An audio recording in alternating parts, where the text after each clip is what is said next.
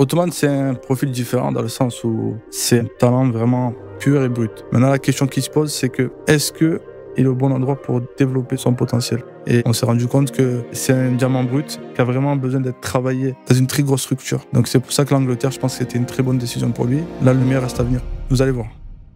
Djibril Walane, tu es un agent de joueur de foot professionnel et le fondateur de Wilder Sport que tu as lancé en 2021 avec une promesse d'accompagnement quotidien avec tes joueurs. Depuis, on t'a vu piloter des mouvements visibles, dont Ignatius Ganado en prêt avec option d'achat au New England Revolution, Conan Indri propulsé à Lecce en Serie A et plus récemment Othman Mama, transféré à Watford et sacré meilleur joueur de la Coupe du Monde U20 remportée par le Maroc il y a seulement quelques jours, rejoignant ainsi les rangs d'élite de Messi, Pogba ou encore Agüero. Là, j'ai revu mes joueurs le week-end dernier. J'ai vu Mahama et Camara. C'était devenu deux machines. Je les ai pas reconnus physiquement. Ouais. C'était différent de la France, le travail. Parlons-en de Camara. Ça doit être un des joueurs avec le plus de potentiel quasiment que tu as pu voir dans ton écurie. Capitaine de l'équipe de France à l'Euro des moins de 20, c'est ça que tu mentionnais? U17, oui. U17, pardonne-moi. Et là, qui a littéralement, il y a quelques semaines de ça, il signe à l'Udinese en Serie A. Il a vécu, par exemple, une victoire contre l'Inter Milan il y a 2 semaines. Il était dans le groupe. Il était dans le groupe, ouais. C'est pas mal pour un gamin de 16 ans. Quoi. Et c'est en 2008. 2008, ouais. On était invité par plusieurs clubs, on a visité Lesquels? Des grands clubs. Il y en a un qui a fuité dans la presse, c'était la Juve. Bon, à Montpellier, il y avait un coach à l'époque qui ne donnait pas énormément de confiance aux jeunes. Il a fait face à, je ne vais pas dire injustice, mais à certaines préférences. S'il n'avait pas ce caractère qui lui a permis d'en arriver là, je pense qu'il aurait abandonné. Le match d'après, il le met titulaire, il marque à Lens. Et de là, il a pu montrer qui il était. Quand je disais à certaines personnes du club, c'est votre meilleur jeune, il a montré que j'avais raison. Et c'est ce qui m'a fait plaisir. Donc à Montpellier, voilà, il a fait toutes ses classes année par année. C'est un gamin qui est vraiment très très ambitieux depuis le jeune âge. Ambitieux comment? Est-ce que c'est lui qui te le dit spécifiquement? Djibril, je veux jouer pour Barcelone. Djibril, merci beaucoup d'être sur le podcast Histoire de foot aujourd'hui. Avec plaisir, merci beaucoup. Djibril, tu viens de Marseille et pour les gens qui nous écoutent aujourd'hui, je pense que c'est assez évident. Marseille, c'est une ville de foot. Ça a commencé là, ton amour avec le sport. Je pense que ton père t'amenait au vélodrome, tu jouais au foot. Il y a quelque chose de différent à Marseille comparativement aux autres villes quand on parle de foot. C'est dans la culture, c'est comme tu as dit, depuis l'enfance. On baigne dedans, on aime ça et c'est l'ADN on va dire, de la ville et du peuple. C'est à quel moment que ça t'a frappé le foot? Que tu sentais que ça allait pouvoir faire partie de ton quotidien dans ta vie? Moi, c'était la Coupe du Monde, on va dire 2002.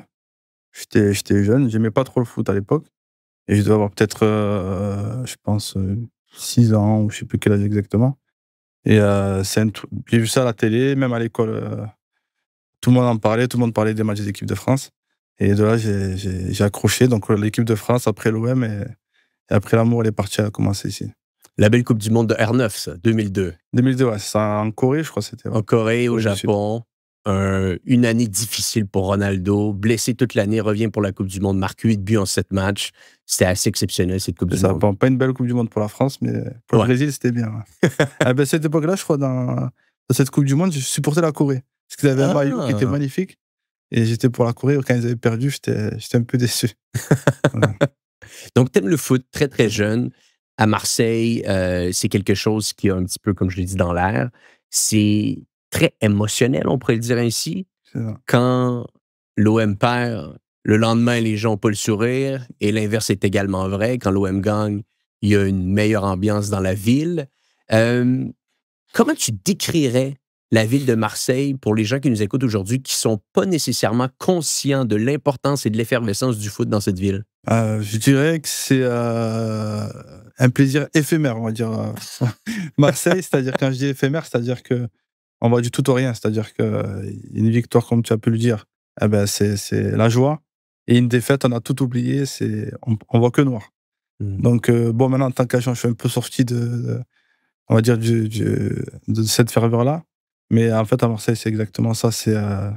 On a une mémoire très courte, dans le positif comme dans le négatif. Donc, c'est ce qui fait un peu cette ferveur et cette atmosphère, on va dire, qui peut être positif comme négatif pour le joueur. Et c'est vraiment un effet volcan.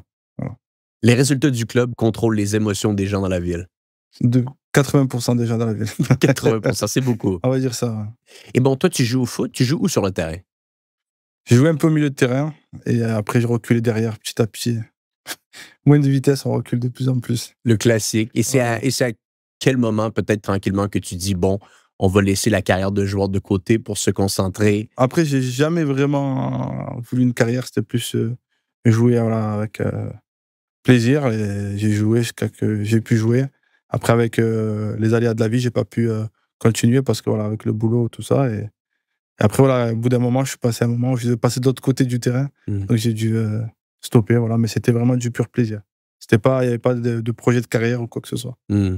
Ouais, Tu l'as mentionné de l'autre côté du terrain, tu es assez jeune, tu as 31 ans, c'est si je ça. ne me trompe pas, Djibril. Tu es agent avec Wilders, tu as fondé ton agence en 2021, pardonne-moi. Mais avant ça, tu avais quand même commencé très tôt à t'intéresser à tout ce volet d'agent de joueur. C'était clair à un moment donné que tu voulais être agent? C'est quand que c'est devenu peut-être un petit peu plus concret dans ta tête que ça allait être ton métier? Je pense avec au fil du temps, heu, ça a été un peu la corrélation, on va dire, entre mes études et ma passion. Et je me suis retrouvé, on va dire, dans le métier d'agence. Oui, c'était une petite idée dans ma tête, mais j'ai dû, voilà, croiser quelques personnes qui m'ont aidé, on va dire, plus ou moins à canaliser mon énergie dans le bon, pour justement arriver à être agent, voilà. Mais c'était vraiment une toute petite idée dans ma tête, c'était pas vraiment clair, comme tu as pu le dire. Et quand une fois j'ai vraiment vu en inside comment ça se passait, je me suis dit: «C'est ça ma carrière» et Mmh. peu importe le temps que ça prendra, ben ça sera ça. Je voyais récemment que de plus en plus, il y a des pseudo-écoles qui se créent pour devenir agent joueur de foot. T'en penses quoi, ça? Est-ce que ça s'apprend vraiment à l'école? Est-ce qu'il peut y avoir des cours pour devenir agent de joueur de foot? Ou globalement, c'est quand même quelque chose qui s'apprend dans le concret, il faut se mettre les mains dans le cambouis un peu? Moi, je pense qu'il y a, comme dans tous les métiers, il y a la pratique et la théorie. Après, voilà, bon, j'ai vu qu'il y a il y avait un gros business qui s'est tourné un peu autour de ça.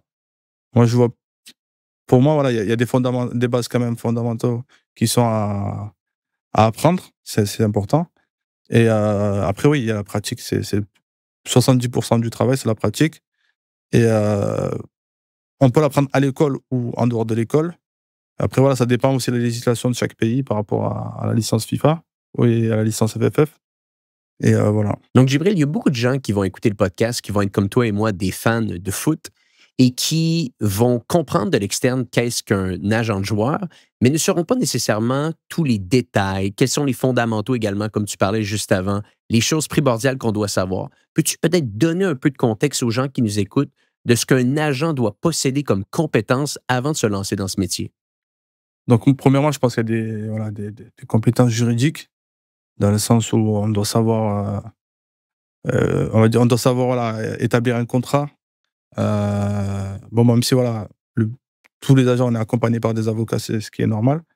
Je pense qu'il y a ça, il y a la manière de se rémunérer, qui Hmm. est importante et qui est, je pense, qui est primordial à savoir. Ensuite, on peut parler aussi de tous les codes qu'il y a à apprendre pour le joueur et pour l'agent. Et après, voilà, bon, faut vraiment approfondir, mais c'est vraiment, on va dire, les fondamentaux, c'est la relation joueur-agent, la relation agent, législation et la relation joueur, pareil, législation du joueur. Puis intéressant. Puis je pense que ça fait partie même de votre ADN chez Wilders. L'accompagnement quotidien avec les joueurs, vous êtes très, très proche de eux. C'est ça. Tu vas les chercher excessivement jeunes, les joueurs. On va d'ailleurs décortiquer ensemble aujourd'hui différents joueurs qui travaillent avec toi, qui ont des carrières exceptionnelles, que tu accompagnes depuis leur très jeune âge, 15, 16 ans. Euh, Parle-moi un peu, et j'aimerais, et je pense qu'on devrait prendre le début du podcast pour essayer vraiment d'aider, comme je l'ai mentionné, les gens à bien comprendre ce métier. Donc, tu as mentionné quelques points qui est intéressants, la dynamique de rémunération. Je crois qu'il y a des choses qui sont incomprises de certaines personnes. On en parlait juste avant le podcast, de comment, ultimement, un agent est rémunéré. Donc, des fois, on peut penser que c'est par rapport à un transfert qui va recevoir une certaine commission, c'est par rapport à un salaire du joueur. Mais tu m'as bien expliqué le tout au départ, juste avant le début du podcast. J'ai trouvé fascinant que c'est le club essentiellement qui va venir rémunérer un agent. Peut-être que tu pourrais décortiquer ça un petit peu aujourd'hui pour les gens qui nous écoutent pour qu'on soit capable de bien comprendre comment ça fonctionne. D'accord. Donc en gros, là, l'agent du joueur, quand on est agent du joueur, on est rémunéré par le club au nom du joueur. Essentiellement, selon le pays, il y a des pays, c'est différent. Mais dans les 3 quarts du temps, on est payé par le club au nom du joueur. voilà, à des montants définis dans les négociations avec le club ou le joueur. Et par exemple, on est payé par exemple 10% pour donner des chiffres globaux. On est payé 10% de 100 000 euros, par exemple. Eh ben, le club va devoir prévoir 110 000 euros pour rémunérer. Et ensuite, il y aura d'un point de vue fiscal, le joueur il sera imposé sur 110 000 euros. Donc, il y aura une petite déduction fiscale à faire pour le joueur. Et donc, c'est pas le joueur, là, l'image un petit peu, c'est que le joueur doit payer. Non, c'est pas comme ça. Après, des fois, il y a des pays exotiques ou autres, dans lesquels c'est le club va donner 110 000 euros, par exemple, au joueur. Voilà, tu dois rémunérer ton agent directement. Mais sinon, généralement, c'est le club qui paye pour le joueur. C'est le club qui paye pour le joueur. Donc, ça, c'est important pour les gens Ouais. qui le comprennent. C'est déjà prédéfini au départ avec le club que le montant va être versé comme ça Voilà.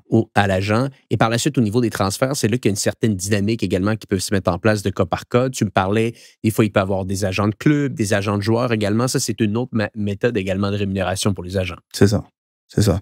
Vraiment, on peut être sur un dossier, on peut être mandaté par un club pour la vente d'un joueur. C'est-à-dire que voilà, on doit démarcher des clubs au nom de ce club-là pour vendre le joueur. Et là, on est rémunéré par le club directement sur un pourcentage de la vente. Et dans l'autre sens, on peut être mandaté pour une recherche pour un club. C'est-à-dire trouver un attaquant, par exemple, dans telle et telle caractéristique, avec telle fourchette de prix. Et on est rémunéré pour ça également. Voilà. On va dire, c'est les 3 méthodes de rémunération du football. Ouais. Donc, dis-moi, tu as fondé Wilders, ton agence, en 2021, avec une vision excessivement précise d'être proche de tes joueurs, de les accompagner. Est-ce que ça a été fondé à cause d'une carence qu'il pouvait avoir sur le marché ou est-ce que peut-être que tu sentais qu'il manquait d'accompagnement, de proximité que les différents agents pouvaient avoir avec les joueurs? Parce que tu me le mentionnais juste avant le podcast, tu vas voir littéralement les matchs de tes joueurs quasiment à chaque semaine. Et j'ose croire que c'est pas la réalité de tous les agents d'aller voir les matchs, d'aller dans des entraînements avec certains des joueurs à chaque semaine. Donc, pourquoi avoir fondé Wilders et pourquoi être aussi proche de tes joueurs? Qu'est-ce qui manquait selon toi dans le marché pour que toi, tu prennes cette approche? Moi, je pense que déjà, premièrement, le football, le métier d'agent a totalement changé par rapport à l'époque. À l'époque, c'était vraiment l'agent, il se contentait uniquement, on va dire, de tout ce qui était contractuel. Et donc là, aujourd'hui, c'est un marché, voilà, il y a beaucoup plus d'agents, il y a beaucoup plus de concurrence. Et donc, je pense pour se différencier, on va dire, des autres, il faut vraiment mettre des avantages concurrentiels en plus. Et moi, aujourd'hui, dans la politique qu'on a mis en place, c'est si on prend un joueur, c'est qu'on y croit. Et quand on y croit, on se donne les moyens de le faire réussir. C'est-à-dire que ça passe par le quotidien. C'est pas uniquement à des moments clés qu'on va intervenir, c'est vraiment au quotidien. Et les choix, ils se font au quotidien. C'est des petits détails, jour après jour, qui font des résultats. Et c'est pour ça qu'aujourd'hui, voilà, on essaie d'être au plus près d'eux et essayer d'intervenir sur tous les domaines s'il y a nécessité. Voilà. Je le mentionnais, tu as des joueurs qui sont tout jeunes, des 2008, des 2006, etc. Donc, c'est des joueurs qui ne sont pas nécessairement des adultes totalement définis encore. Donc, j'imagine que toi, de ton côté, tu dois travailler avec les jeunes, mais également peut-être avec les familles. Comment cette relation de confiance se bâtit avec l'entièreté de ce groupe? Parce que, bien entendu, tu dois convaincre un joueur, j'imagine que tu dois convaincre une famille. Est-ce que c'est un processus qui est très, très long? Parle-nous peut-être un petit peu comment un jeune est venu avec toi depuis le départ et comment vous avez été capable du premier entraînement, de la première discussion avec le joueur, de la première discussion avec la famille, de finalement les convaincre de se joindre à votre agence Wilders. Ça, en fait, bon, au début, ça vraiment, c'est comment dire, comme tu as pu le dire, faut vraiment convaincre le joueur dans un premier temps, au départ. Donc, c'est le joueur au début, plus que la famille. Au départ. Après, bon, ça dépend là. Si c'est très jeune, c'est quand même, c'est dans le respect de parler d'abord à ses parents, de ne pas parler à un Ouais. jeune joueur aussi jeune. Et c'est pas très. On s'entend, s'il y a 14 ans, on va parler aux parents avant. Voilà, c'est ça exactement. Après, voilà, il faut aussi savoir que si ça match ou pas au niveau de la personnalité du gamin. Est-ce que il a quand même certains codes importants pour la relation et aussi voilà, donc c'est important à cet âge-là de comment dire, de sentir la chose, que ce soit au niveau familial et du joueur, Parce que voilà, si on a un gamin qui a 14 ans, qui joue très bien, mais qu'on a une famille à côté qui est totalement qui perd la raison par rapport aux joueurs, c'est-à-dire que tout au long de la carrière, potentiellement, il va pouvoir, ça peut nuire aux joueurs, dans le sens où, si voilà, là, il va être hors réalité, dans le sens où ça arrive souvent auprès des joueurs, comment dire, on perd Mmh. vraiment son sens des raisons par rapport à son fils, par rapport à son neveu. Et donc, c'est pour ça qu'aujourd'hui, moi, je pense que il y a beaucoup de familles, voilà, qui préfèrent faire un petit peu la passation, Mmh. voilà, d'avoir un avis externe et qui te laisse le plein pouvoir pour être juste auprès d'eux. Et c'est pour ça que c'est, voilà, comme tu as pu le dire, c'est important d'avoir de juger la famille, Ouais. de juger un peu le joueur. Parce que voilà, un gamin à 14 ans, il est pas, il y a de quoi travailler, il est pas défini. Alors que certains entourages sont un petit peu, voilà, faut leur faire comprendre que le gamin, tout ce qu'il fait, même si c'est bien, c'est moyen. Il faut lui faire comprendre tout au long de sa carrière que c'est moyen. Mmh. Et quand c'est bien, c'est bien. Quand c'est mal, c'est mal. Faut pas, voilà, toujours dire oui, c'est bien mon fils. Non, mais on lui a pas fait la passe. Non. Si tu fais ça, tu pars dans ce raisonnement-là, ben, tu vas dans un échec. Et donc c'est pour ça qu'il faut vraiment, c'est important d'avoir Mmh. il y a pas que le joueur qu'il faut juger.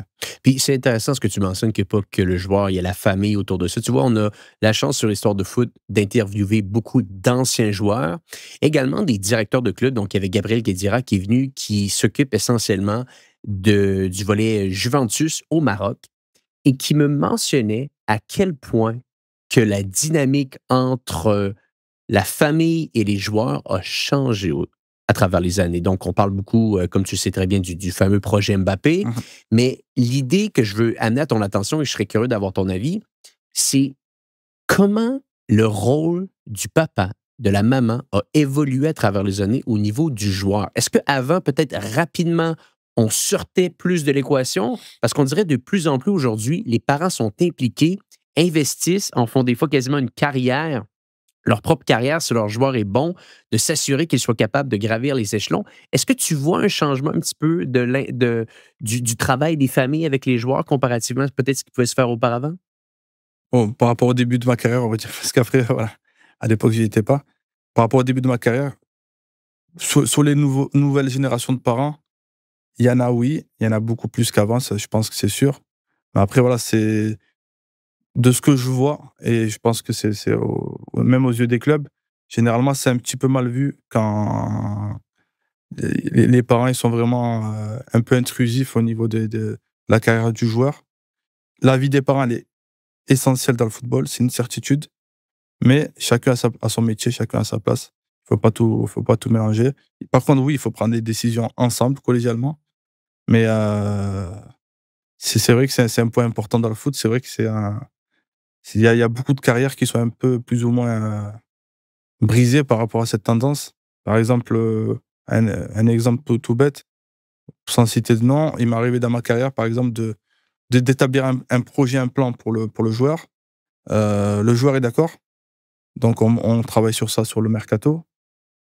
Et une offre arrive sur la table qui, pour moi, était très, très bien pour le joueur. Et la famille a jugé qu'il devait aller en Allemagne, tu vois? Dans un niveau beaucoup plus au-dessus, et le joueur, bon, a décidé aussi que, voilà, il mérite mieux.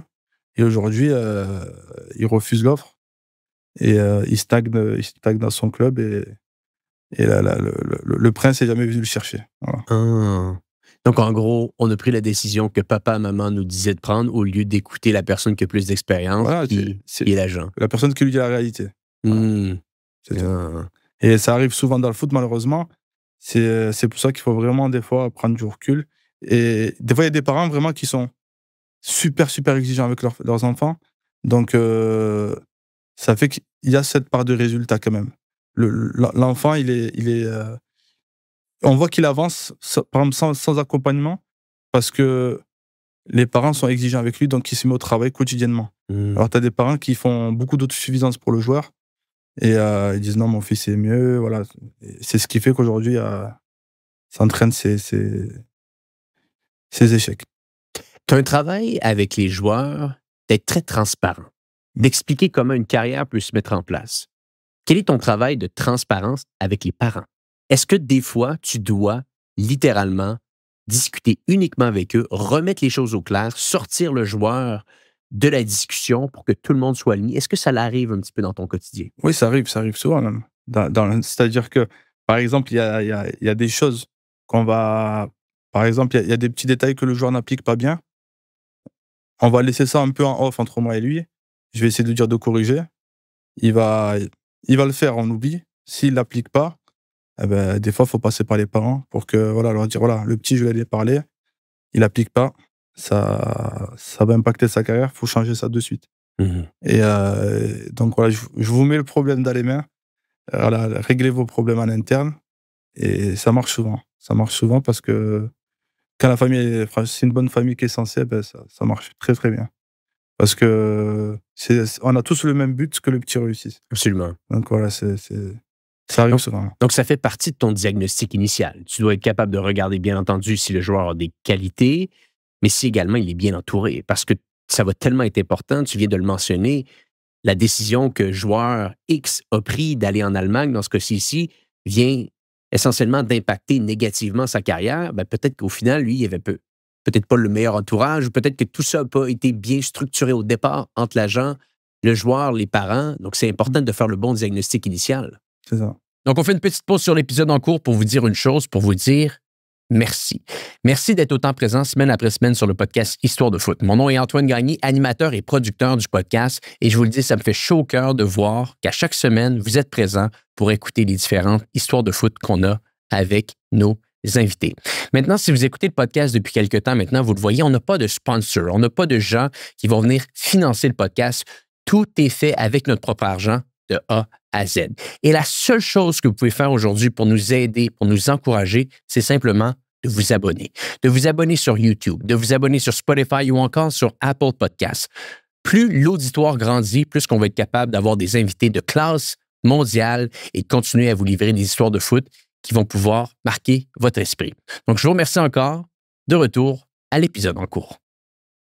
Parle-moi un peu des plans. Tu as mentionné plutôt des différents plans. Donc, si on avait à regarder un joueur aujourd'hui que tu vas être capable de trouver dans un centre de formation ou que tu vas être capable de trouver dans un club de jeunes, comment se met en place un peu la définition d'un plan pour sa carrière? Est-ce que rapidement, vous discutez avec lui d'un plan qui est plus court terme, ce qu'on va essayer de faire ensemble pour les 6 prochains mois, prochaine année, deuxième année, ou dès le départ, vous êtes capable de dessiner un plan un petit peu plus long terme pour sa carrière, relié à ses ambitions, relié à ses capacités? Comment ces plans initiaux se bâtissent avec les joueurs? Idéalement, quand c'est une nouvelle relation, on met en place un projet court terme qui va permettre de voir déjà sa capacité à exécuter. Voilà, c'est un projet court terme dans un premier temps. Après ce premier projet court terme, par exemple, je vous donne un exemple, un attaquant, voilà, qui a un U17, on va dire, voilà, c'est quoi ton objectif à court terme cette saison? Il va me dire, voilà, de marquer des buts, si ça, cela.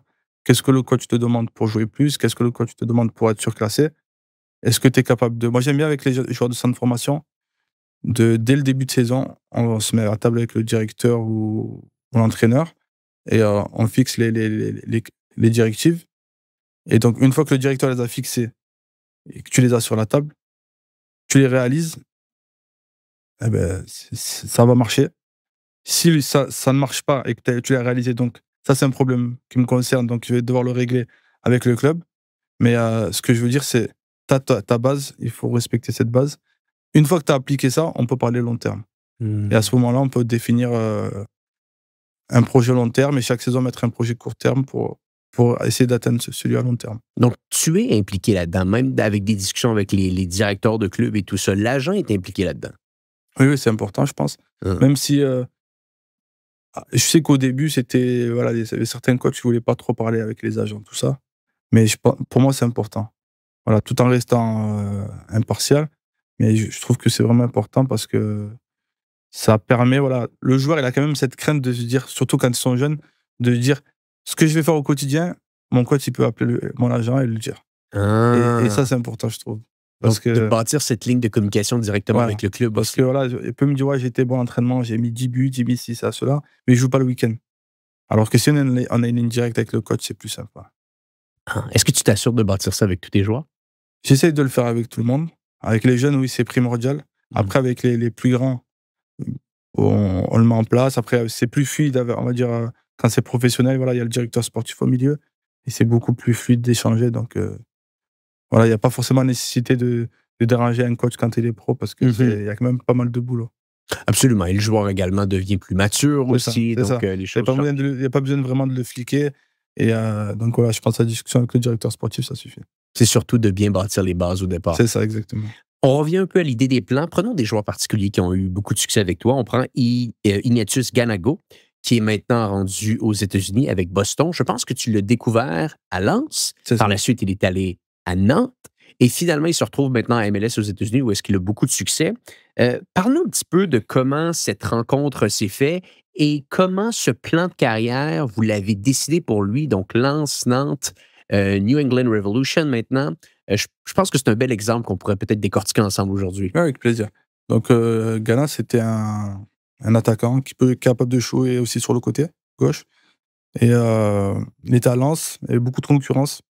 Il avait très très bien commencé à Lens. Il avait mis, je crois, 5 ou 6 buts en quelques mois. Et après, il avait eu une assez grosse blessure à la cheville sur un tacle. Il a eu un peu de mal à revenir de sa blessure. Quand il est revenu, il y avait, voilà, je ne sais plus c'était quel attaquant qui était, avec qui il était un peu en concurrence. Et à la fin de la saison, on a eu des opportunités parce qu'il avait été quand même intéressant sur la saison.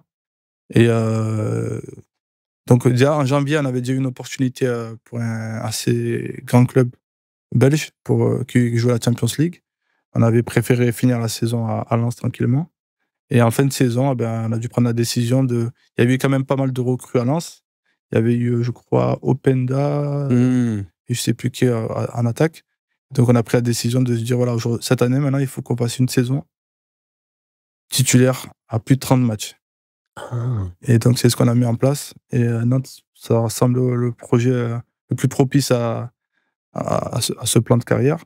Et d'autant plus qu'il y avait l'Europa League cette saison-là. Donc, je prends un pas de recul ici. C'est intéressant. Donc, avant même d'entourer le club, vous définissez l'objectif que le joueur doit atteindre et par la suite, vous allez essayer de trouver le club qui va être capable d'offrir ça aux joueurs, si je comprends C'est bien. ça, justement, on ne va pas présenter le joueur à tous les clubs. Mhm. On va déterminer une stratégie. Une fois qu'on a mis en place une stratégie, là, les taux se resserrent et on a une cible, une liste de clubs plus ou moins prédéfinis à démarcher. Et après, voilà, on met tout ça en place et jusqu'à que ça mord à l'hameçon. La dynamique géographique s'installe avec le joueur ou l'agent. Dans le cas ici, il était à Lens, il était en France. Il est resté également en France en allant à Nantes. Mais tu as mentionné brièvement qu'il y avait une opportunité qui s'était présentée en Belgique. Est-ce que ça rentre rapidement dans l'équation de se dire, oh, selon notre objectif, si on l'amène en Allemagne, en Belgique, aux Pays-Bas, peu importe le pays, ben là, ça peut peut-être venir causer certains changements culturels pour le joueur, plus de temps d'adaptation. Est-ce que la dynamique géographique s'installe beaucoup dans tes choix de club quand tu penses à un changement de la sorte? Ça dépend le profil de chaque joueur. Voilà, Ghana, il a l'avantage de parler anglais et français. Donc, bon, la Belgique, c'était un peu frontalier avec Lens. Donc, je pense qu'il connaît bien la Belgique. Et après, voilà, un joueur qui vient d'Afrique, qui arrive à performer en France, il peut réussir de partout, je pense. Donc, je pense avec Ghana, le point géographique, il se pose pas la question. La question ne se pose pas. Et là, vous avez choisi Nantes. Comment ça s'est déroulé et pourquoi finalement c'est ce club qui a été choisi dans le cas de Ganago ici? Pour sa signature à Nantes? Exactement. Voilà, on a cherché un projet dans lequel voilà, il allait avoir du temps de jeu. Donc, je pense qu'il vaut mieux chercher un projet. On a la garantie d'avoir du temps de jeu quand on en a besoin. Et ça, c'est dit dans les contrats? C'est dit avec le coach? Non, on a la discussion. C'est important le feeling que le joueur va avoir avec le coach. Les paroles que le coach va lui donner. À l'époque, c'était Antoine Camboré, je crois. Et le feeling était bien passé entre les deux. Et d'autant plus qu'il y avait l'Europa League. Donc, c'est une saison où il va y avoir plus de 40 matchs. Donc, voilà, si on est dans les plans du coach, c'est sûr qu'on va avoir du temps de jeu. Donc, ça a été, je pense, une bonne décision pour lui. Donc, dans la négociation avec Nantes, vous avez le coach qui s'installe dans cette négociation. Vous avez bien entendu le directeur sportif. J'imagine que d'autres personnes intégrées également dans ces discussions. À quel moment le coach s'intègre? Est-ce que c'est dès le départ? Est-ce que c'est à la fin? Et je te pose la question parce que souvent, quand on vient de finir un mercato, on est quoi? On est le 21, je pense, septembre 2025. Donc, ça vient tout juste de se terminer. le mercato et on entend souvent comme quoi que le coach a appelé le joueur qu'il voulait automatiquement, donc là, ça le déclenchait un intérêt. Est-ce que le coach est rapidement intégré dans ces discussions ou des fois, c'est plus tard? Moi, généralement, je fais en sorte que ça soit avant de parler de quoi que ce soit, il faut parler avec le coach. Parce que voilà, Ah! faut vraiment que ce soit une volonté du coach qui vienne, savoir où le coach veut l'exploiter et je pense que c'est vraiment important. Parce que si voilà, c'est une volonté du directeur sportif ou autre et que le coach voilà, des fois, il y a beaucoup d'ego dans le football. Il se peut que ça soit pas c'est déjà arrivé, hein. Il se peut que ça soit pas une volonté du coach, donc le coach, il va dire: «Moi, j'en veux pas» et au final, Ça ça se marche passe pas. pas bien pour le joueur et ça lui fait perdre une année, voilà. Donc c'est vraiment important pour moi que le joueur, il ait le feeling avec le coach. C'est primordial. Mmh.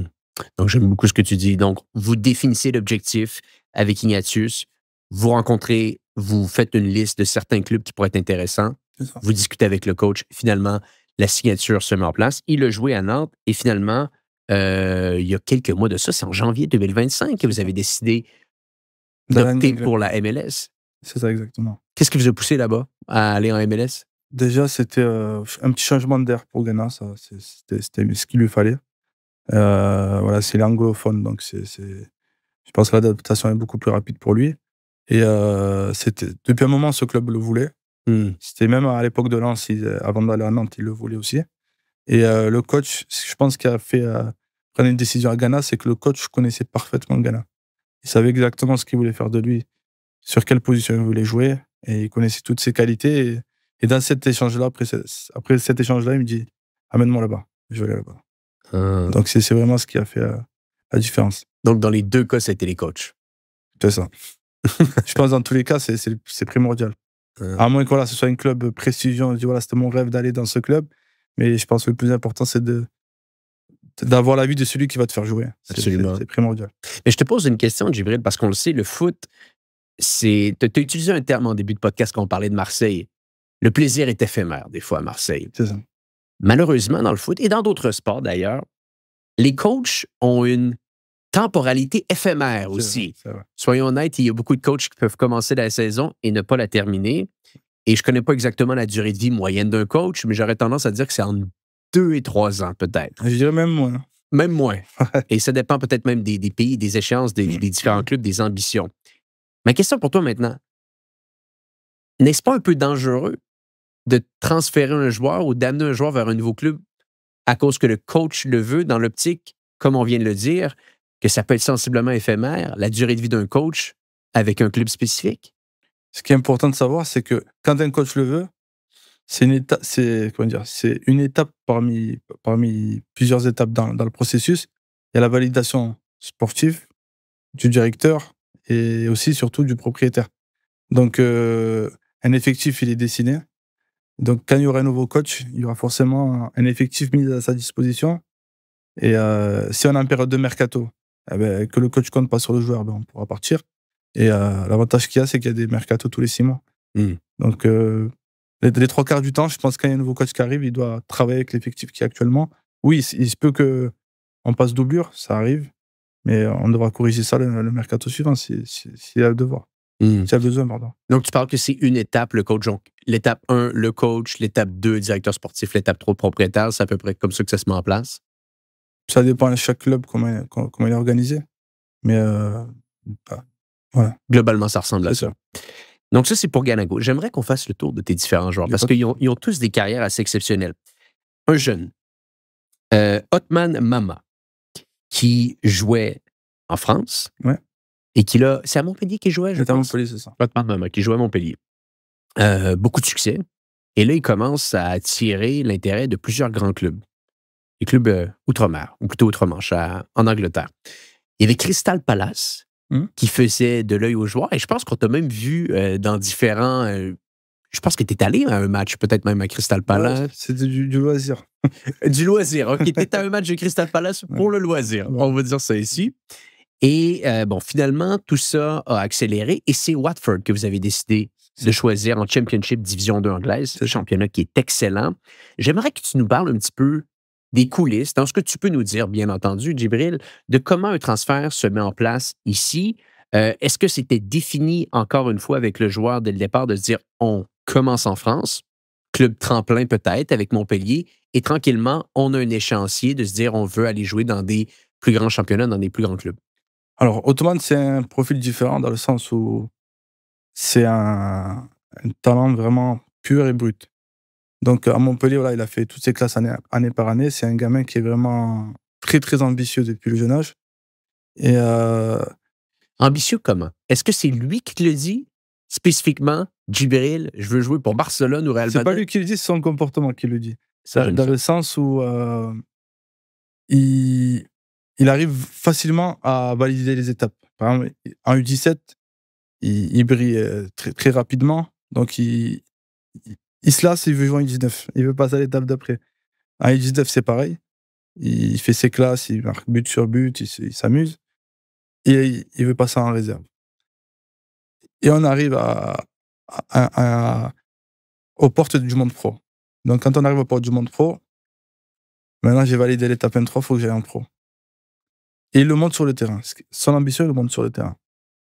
Ça prend du temps. Bon, à Montpellier, il y avait un coach à l'époque qui ne donnait pas énormément de confiance aux jeunes. Il a fait face à, on va dire, je ne vais pas dire injustice, mais à certaines préférences à l'époque. Par exemple, lui, c'est en 2005. On essaie de privilégier en 2006 parce qu'il est en équipe de France, lui en équipe du Maroc.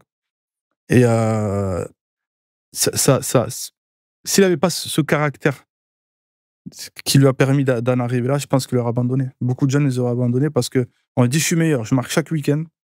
Il y a un gars qui joue dans mon équipe qui ne met pas un but, et lui, il joue en pro, il est en pro, et qui est plus jeune que moi. Et moi, Et donc, c'est là que notre rôle, je pense qu'il est très important, c'est de le faire patienter, lui faire comprendre que chacun a son chemin, chacun a son heure. Et c'est ce qui lui a permis, je pense, de se canaliser, de travailler encore plus. Et il a été récompensé, ils lui ont donné 30 minutes contre Monaco la première saison où il était pro. Et il a montré que c'était lui le meilleur en 30 minutes. Le match d'après, il le met titulaire, il marque à Lens.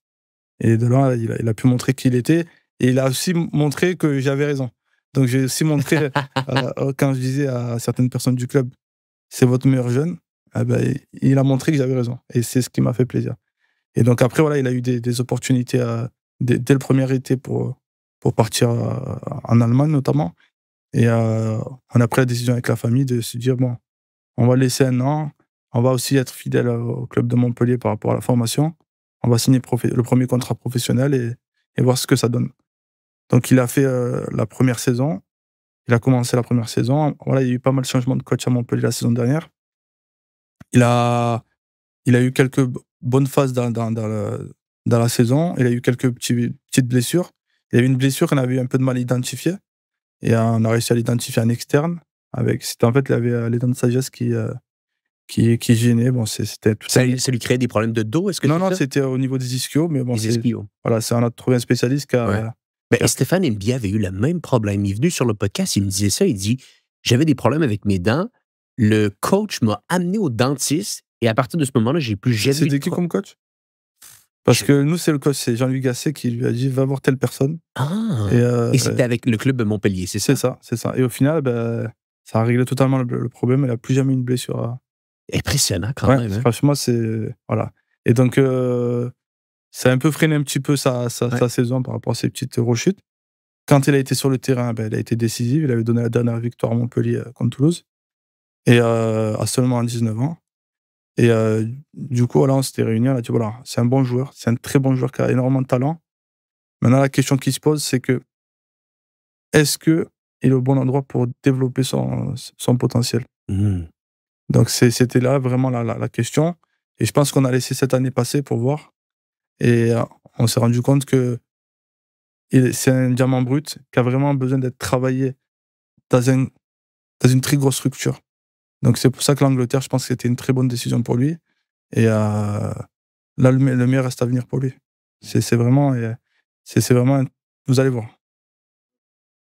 Et comment tu arrives à bien calmer les ambitions, si le terme est bien utilisé ici, d'un joueur après une belle saison? Parce que j'imagine que rapidement, on se fait dire par ses connaissances, par les médias, qu'on est si bon, qu'on est un joueur de classe mondiale, etc., peu importe, et que rapidement, on peut commencer à rêver du FC Barcelone, du Real Madrid.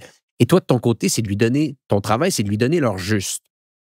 Est-ce que ça arrive des fois qu'il faut que tu calmes un peu ton joueur après une saison, que tu lui dises une étape à la fois, voici le processus qu'on doit mettre en place? Est-ce que ça fait partie de ton travail constamment, ça, avec différents joueurs? Ça dépend vraiment de la personnalité. Les 3 quarts du temps, avec la sélection qu'on a fait au niveau de nos joueurs, ça arrive pas. Mais ça peut arriver, et quand ça arrive, eh ben, je pense idéalement, c'est important d'avoir une personne réaliste autour de soi. Mhm. Dans le sens où, comment dire, le timing, il faut vraiment se servir du timing dans le football. On a fait une très belle saison. On va se servir de cette très belle saison parce que dans 6 mois, elle va être oubliée. Ça va vite, hein? Par contre, il faut faire le bon choix. C'est-à-dire que faut pas aller trop. Ça dépend de l'âge qu'on a, ça dépend vraiment du profil du joueur. Si on a un profil, voilà, qu'on est prêt directement à jouer dans une grosse écurie, il faut y aller. Mais quand on n'est pas prêt, qu'il y a vraiment beaucoup de travail à faire, ou on vient pour faire le nombre, ça sert à rien d'aller. Il faut vraiment faire step par step, comme dans le cas Camara qu'on a dû. Et Mhm. voilà. On va en parler de lui aussi. Ouais, avec plaisir. Et il y a des termes que des fans de foot comme moi connaissent, un club acheteur, un club vendeur. Donc, les plus grands clubs du monde, on le sait très bien, ce sont des acheteurs. Et les plus petits clubs du monde vont avoir un modèle économique où est-ce qu'on va essayer de recruter des diamants bruts, un peu comme tu le dis, et les revendre à un prix qui est plus élevé pour ultimement être capable de générer un profit. Tu mentionnais avant le podcast que tu avais quand même une vision, une structure de la sorte, de bien entourer le parcours d'un jeune, de bien choisir les clubs selon si on est dans un club acheteur, un club vendeur. Peux-tu nous expliquer un petit peu cette structure, cette vision peut-être que tu essaies d'injecter à tes différents joueurs, leur expliquer que en ce moment, ce club-là est bon pour toi à cause qu'il est un club vendeur, acheteur, etc. Et peut-être dans 5 ans, ce club-là sera bon pour toi. Moi, je pars du principe où, quand on n'est pas encore un produit fini, il faut pas aller dans un grand club. Quand on n'est pas encore un produit fini, il faut aller dans un club vendeur, comme tu as pu le dire. C'est-à-dire que ce club vendeur-là, il va pas acheter un joueur excessivement cher. Il va te prendre, il va te développer et il va te vendre. C'est son objectif, et c'est ton objectif. Je pense que c'est un club intermédiaire qui va te permettre de franchir cette étape. C'est-à-dire que voilà, on prend le cas de Camara.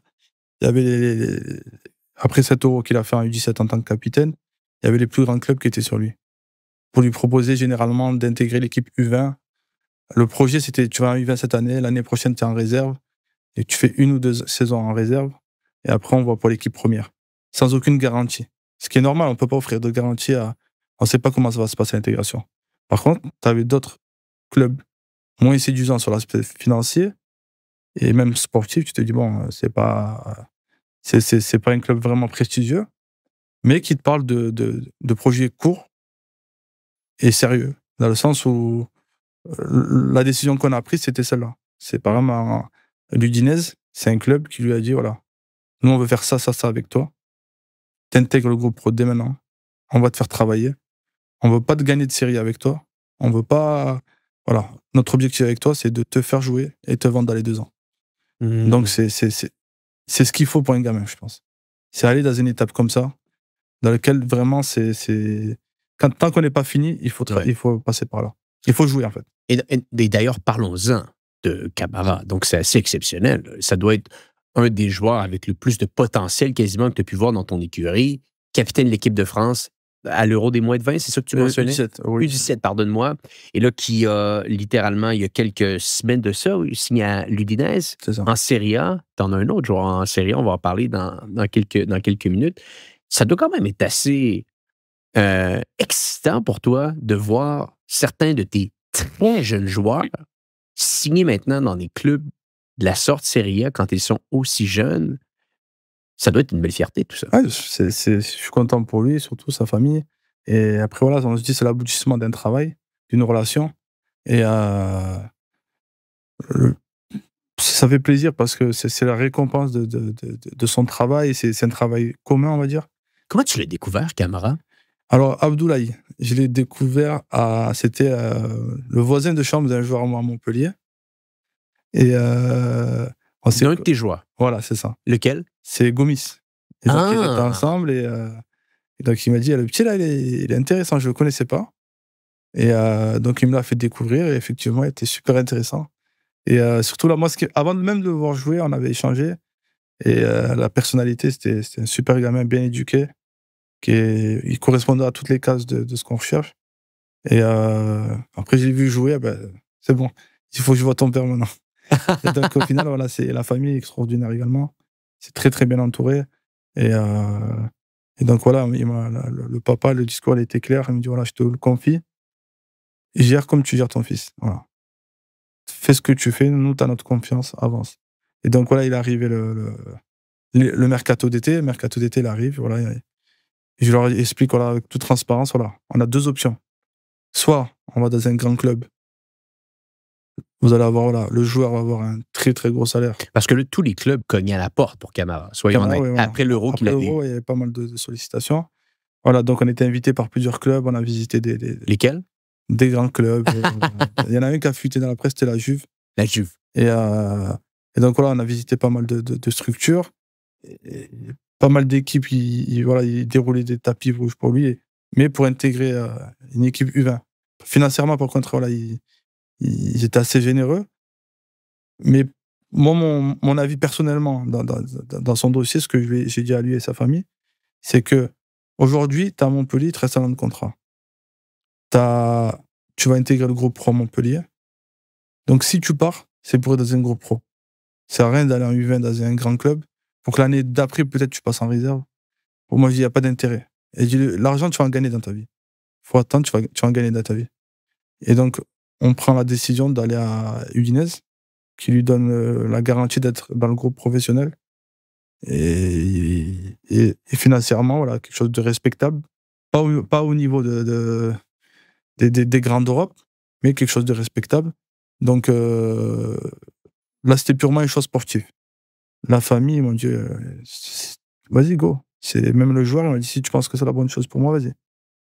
Et donc, ça, on a pris cette décision.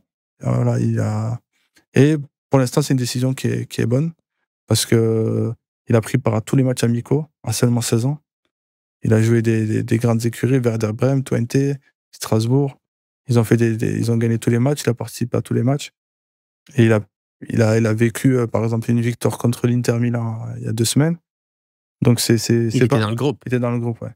C'est pas mal pour un gamin de 16 ans, quoi. C'est un 2008. 2008, ouais. Donc, c'est vraiment pas mal. Et surtout, il a un mental et une éducation hors du commun. Par exemple, je vous donne un exemple. Là, ce week-end, il avait le choix entre être dans le groupe contre le Milan AC ou aller jouer avec l'équipe jeune U20. Il a pris la décision de jouer avec l'équipe jeune U20 pour avoir les jambes pour faire la Coupe du Monde du 17 dans un mois. Donc, c'est pour vous dire à quel point il sait où il veut aller dans sa vie. Voilà. Il y a 16 ans. C'est ça. Wow. 17 ans, je crois, à la fin du mois, là. Et on parlait un petit peu plus tôt dans le podcast de dynamique géographique. Donc là, ici, on passe de la France à l'Italie. Ça lui a pas fait peur, ça? Non, parce que je pense que quand on est un jeune international, surtout avec l'ADN équipe de France, on est préparé à tout ça, je pense. On est préparé à tout ça dans le sens où il y a quand même, il travaille beaucoup au niveau de l'éducation et de l'éducation sportive en équipe nationale, en équipe de France. Et je pense qu'il était préparé à ça. Et il a appris déjà très vite, il parle un petit peu déjà italien. Donc c'est bien aussi des fois de couper le cordon quand on a la capacité de le faire. Et très jeune, ça permet vraiment de se concentrer totalement dans le football. Et là, quand je regarde, là, j'ai revu mes joueurs là, le week-end dernier. J'ai vu Mahama et Camara, c'était devenu deux machines. Je les ai pas reconnus physiquement. Ouais. Oh! Ah ouais, physiquement, c'était différent de la France, le travail. Ben, j'avoue que si tu es à Watford, en Angleterre, en Division 2, c'est assez costaud. Ouais. Puis en Italie, ben, ils ont leur réputation. Donc, ouais, donc c'est devenu deux beaux bébés. Hein. Ouf! On parlait plutôt que les joueurs doivent te séduire selon leur capacité mentale, selon peut-être la dynamique qu'il y a autour d'eux également avec leur famille. Je pose la question différemment. Toi, comment arrives-tu à séduire ces familles-là? Parce que je ne peux pas concevoir qu'un Camara, tu es le seul agent qui va aller le voir. Pour quelle raison il choisit à la fin de la journée? Moi, en toute honnêteté, hein, tous les joueurs que j'ai aujourd'hui, on va dire, c'est pas que je les ai pas séduits, mais je suis venu avec la personne que je suis à la maison. C'est-à-dire que ils ont vu mon vrai visage dès le début. Je suis pas venu en tant qu'agent, je suis venu en tant que Djibril Walland, quoi. Je suis venu, je leur ai expliqué qui j'étais, comment je travaille. Et j'ai le même discours avec mes amis, ma famille, que Donc, dans le sens, c'est des personnes que je vais intégrer à mon quotidien, donc à mon cercle d'amis, mon cercle familial. Donc, je peux être que moi-même. Et je pense que c'est cette authenticité qui a fait qui m'ont choisi aujourd'hui. Mmh. Voilà. Je suis pas venu avec un masque ou un costume ou quoi que ce soit. La première fois qu'on s'est vu, on s'est pas vu en costume, ça c'est sûr. Voilà. Mais tu dois leur expliquer tout de même des plans foot parce que je parle un peu avec toi depuis quelques heures avant qu'on débute l'enregistrement. Tu as une très bonne compréhension foot. Est-ce que c'est le cas de tous les agents? Je pense pas. Voilà, il y a des businessmen et des gars qui connaissent le football. Je pense, pour moi, dans ma manière de faire, je pense que c'est important de bien connaître le football et d'avoir un avis football. Parce que dans ma manière de travailler, c'est pas que je parle à mon nom, c'est dans ma manière de travailler, je prends pas énormément de joueurs et donc faut pas que je me trompe dans mon choix. Mmh. Donc c'est pour moi, il faut vraiment, pour mettre toute cette énergie et ce temps, il faut vraiment que je croie aux joueurs. Et donc voilà, si un joueur, j'ai le moins de doute, eh ben, je préfère pas travailler. Et que peut-être des fois, il y a des timings qui font que on peut peut-être travailler. Après, quand ce timing il passe, je préfère pas me lancer dedans. Pour Mmh. pas avoir d'échecs dans ma carrière. Je comprends. Parle-moi un petit peu, juste avant qu'on passe aux autres joueurs, parce qu'il y en a d'autres des très intéressants à décortiquer. Parle-moi un peu des, des premiers échos que tu reçois de ce qui se déroule en Angleterre versus en Italie. Si tu peux peut-être expliquer à l'audience un peu aujourd'hui du type d'entraînement, de mentalité, de comment tout ça est abordé avec les joueurs, de ce que tu entends et vois en Angleterre, de ce que tu entends et vois en Italie, peut-être même si tu peux nous faire un comparatif avec la France. Déjà, au niveau du travail, on n'a pas du tout la même culture, que ce soit en Italie ou en Angleterre. Un, un joueur français qui part dans un grand championnat ou dans un grand pays de football comme l'Angleterre ou l'Italie, il doit passer par une case adaptation physique. Parce que vraiment, la charge de travail, elle est totalement différente. Les déroulements des séances, il est totalement différent. À moins de peut-être les grands clubs comme le PSG ou l'OM. Sinon, dans les autres, il faut vraiment un temps d'adaptation, peut-être de quelques semaines ou quelques mois. Mhm. Parce que c'est totalement le jour et la nuit, quoi. Par exemple, là-bas, on est purement dans le football, mais total. Par exemple, il y a des clubs de Ligue 1 aujourd'hui qui prennent pas les joueurs prennent pas le petit déjeuner ensemble. Ils mangent pas ensemble. Alors que dans les autres clubs, quand on leur raconte des fois ce qui se passe dans certains clubs français, ils nous croient pas. Faut que le joueur confirme ce que je viens de dire parce qu'il me dit c'est fou que aujourd'hui en Ligue 1 des clubs n'ont pas de cantine, n'ont pas de. Et je dis pas tous les clubs, même il y a des clubs de Ligue 1 qui n'ont pas de cantine. Et ça se voit sur le terrain au niveau de la masse grasse, de tous ces trucs là, quoi. Et il y a vraiment le jour et la nuit. Je pense qu'on est encore un peu loin dans certains clubs. Ah. Ouais. Et ça, c'est similaire en Angleterre et en Italie. C'est-à-dire. C'est dans le sens d'avoir cette cantine, cette intention beaucoup plus, je veux dire, intense au niveau des joueurs, autant au niveau de la préparation que les entraînements. C'est similaire, l'Angleterre et l'Italie? C'est- Moi, dans ce que j'ai vu là aujourd'hui entre Watford et Udinese, oui, c'est similaire parce que c'est le même groupe. Mais après, par rapport à d'autres clubs, en Italie, peut-être pas tous les clubs, mais en Angleterre, c'est même la D2, c'est vraiment pur football. Ouais. Du sachet de compléments alimentaires que tu vas prendre le soir à ton entraînement. Rien n'est fait au hasard. Hmm. Alors qu'en France, il y a beaucoup d'autonomie, énormément d'autonomie. Et après, voilà, je pense qu'il y a aussi l'impact aussi qu'il y a eu au niveau droit TV, qui fait que peut-être il y a moins de moyens à disposition des clubs Ouais, pour développer les joueurs, mais on voit la différence quand on fait un peu le tour des clubs. intéressant. Un autre joueur qui capte également mon attention dans euh, qui fait partie littéralement de ton agence, Endry, qui est rendu à Lecce en Serie A également. C'est ça. C'est un autre beau talent, ça. Ouais, franchement, c'est une belle histoire. C'est un très très bon garçon qui, qui vient de Côte d'Ivoire. Il est Ouais. passé par le Sénégal, ensuite le Qatar, par l'Académie Aspire, qui travaille avec le club d'Eupen en Belgique. Donc moi, je l'ai connu à Eupen, Conan. C'est un club voilà, qui est bas de tableau belge, qui fait un peu le yo-yo entre la Ligue 2 et la Ligue 1. Et donc je l'ai récupéré en décembre, je crois, 2022. Et on avait pour objectif à court terme de partir du club, d'aller dans un club mieux, parce qu'il avait mis, je crois, 6 ou 7 buts. Donc on s'est dit, voilà, maintenant, il est temps de franchir un cap. Et donc on a failli s'engager dans un club européen belge. Finalement, ça s'est pas fait par rapport entre clubs. Et au final, on a réussi à avoir la bonne offre pour le club de Louvain, qui a un club de milieu de tableau belge, qui est détenu par Leicester, avec un projet potentiellement d'intégrer Leicester. Au bout d'1 an et demi, il avait fait un bon début de saison la saison dernière. Et au bout d'1 an et demi, donc on a décidé d'aller. On a eu l'opportunité d'aller en Serie A, donc de continuer dans notre évolution. Et donc, il a eu 6 mois d'adaptation de janvier à juin à Lecce. Et là, il fait un bon début de saison, dont un très très beau but la semaine dernière contre l'Atlanta. Wow. C'est ça. Et toi, tu veux garder un petit nombre de joueurs. Je veux dire, l'objectif de l'agence, c'est pas d'aller chercher 10, 15 joueurs, mais peut-être d'avoir tes 4, 5, 6 très, très bons joueurs et de grandir avec eux à travers le temps. Voilà. L'idée de chaque agent du groupe, c'est d'avoir un portefeuille de joueurs restreints. C'est-à-dire qu'on reste tous dans la même philosophie, qu'on a chacun nos joueurs, que on prend quelques joueurs confirmés et quelques jeunes auxquels on croit et qu'on va faire éclore chaque année.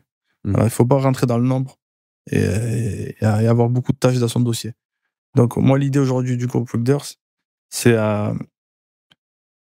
moi je reste dans mon nombre de joueurs réduit, mais la politique qu'on vient de mettre en place tout récemment, c'est d'intégrer d'autres agents avec leur portefeuille et franchiser, on va dire plus ou moins la chose, qu'on parte tous sur la même politique et que chacun reste avec son portefeuille sous le même nom. Voilà.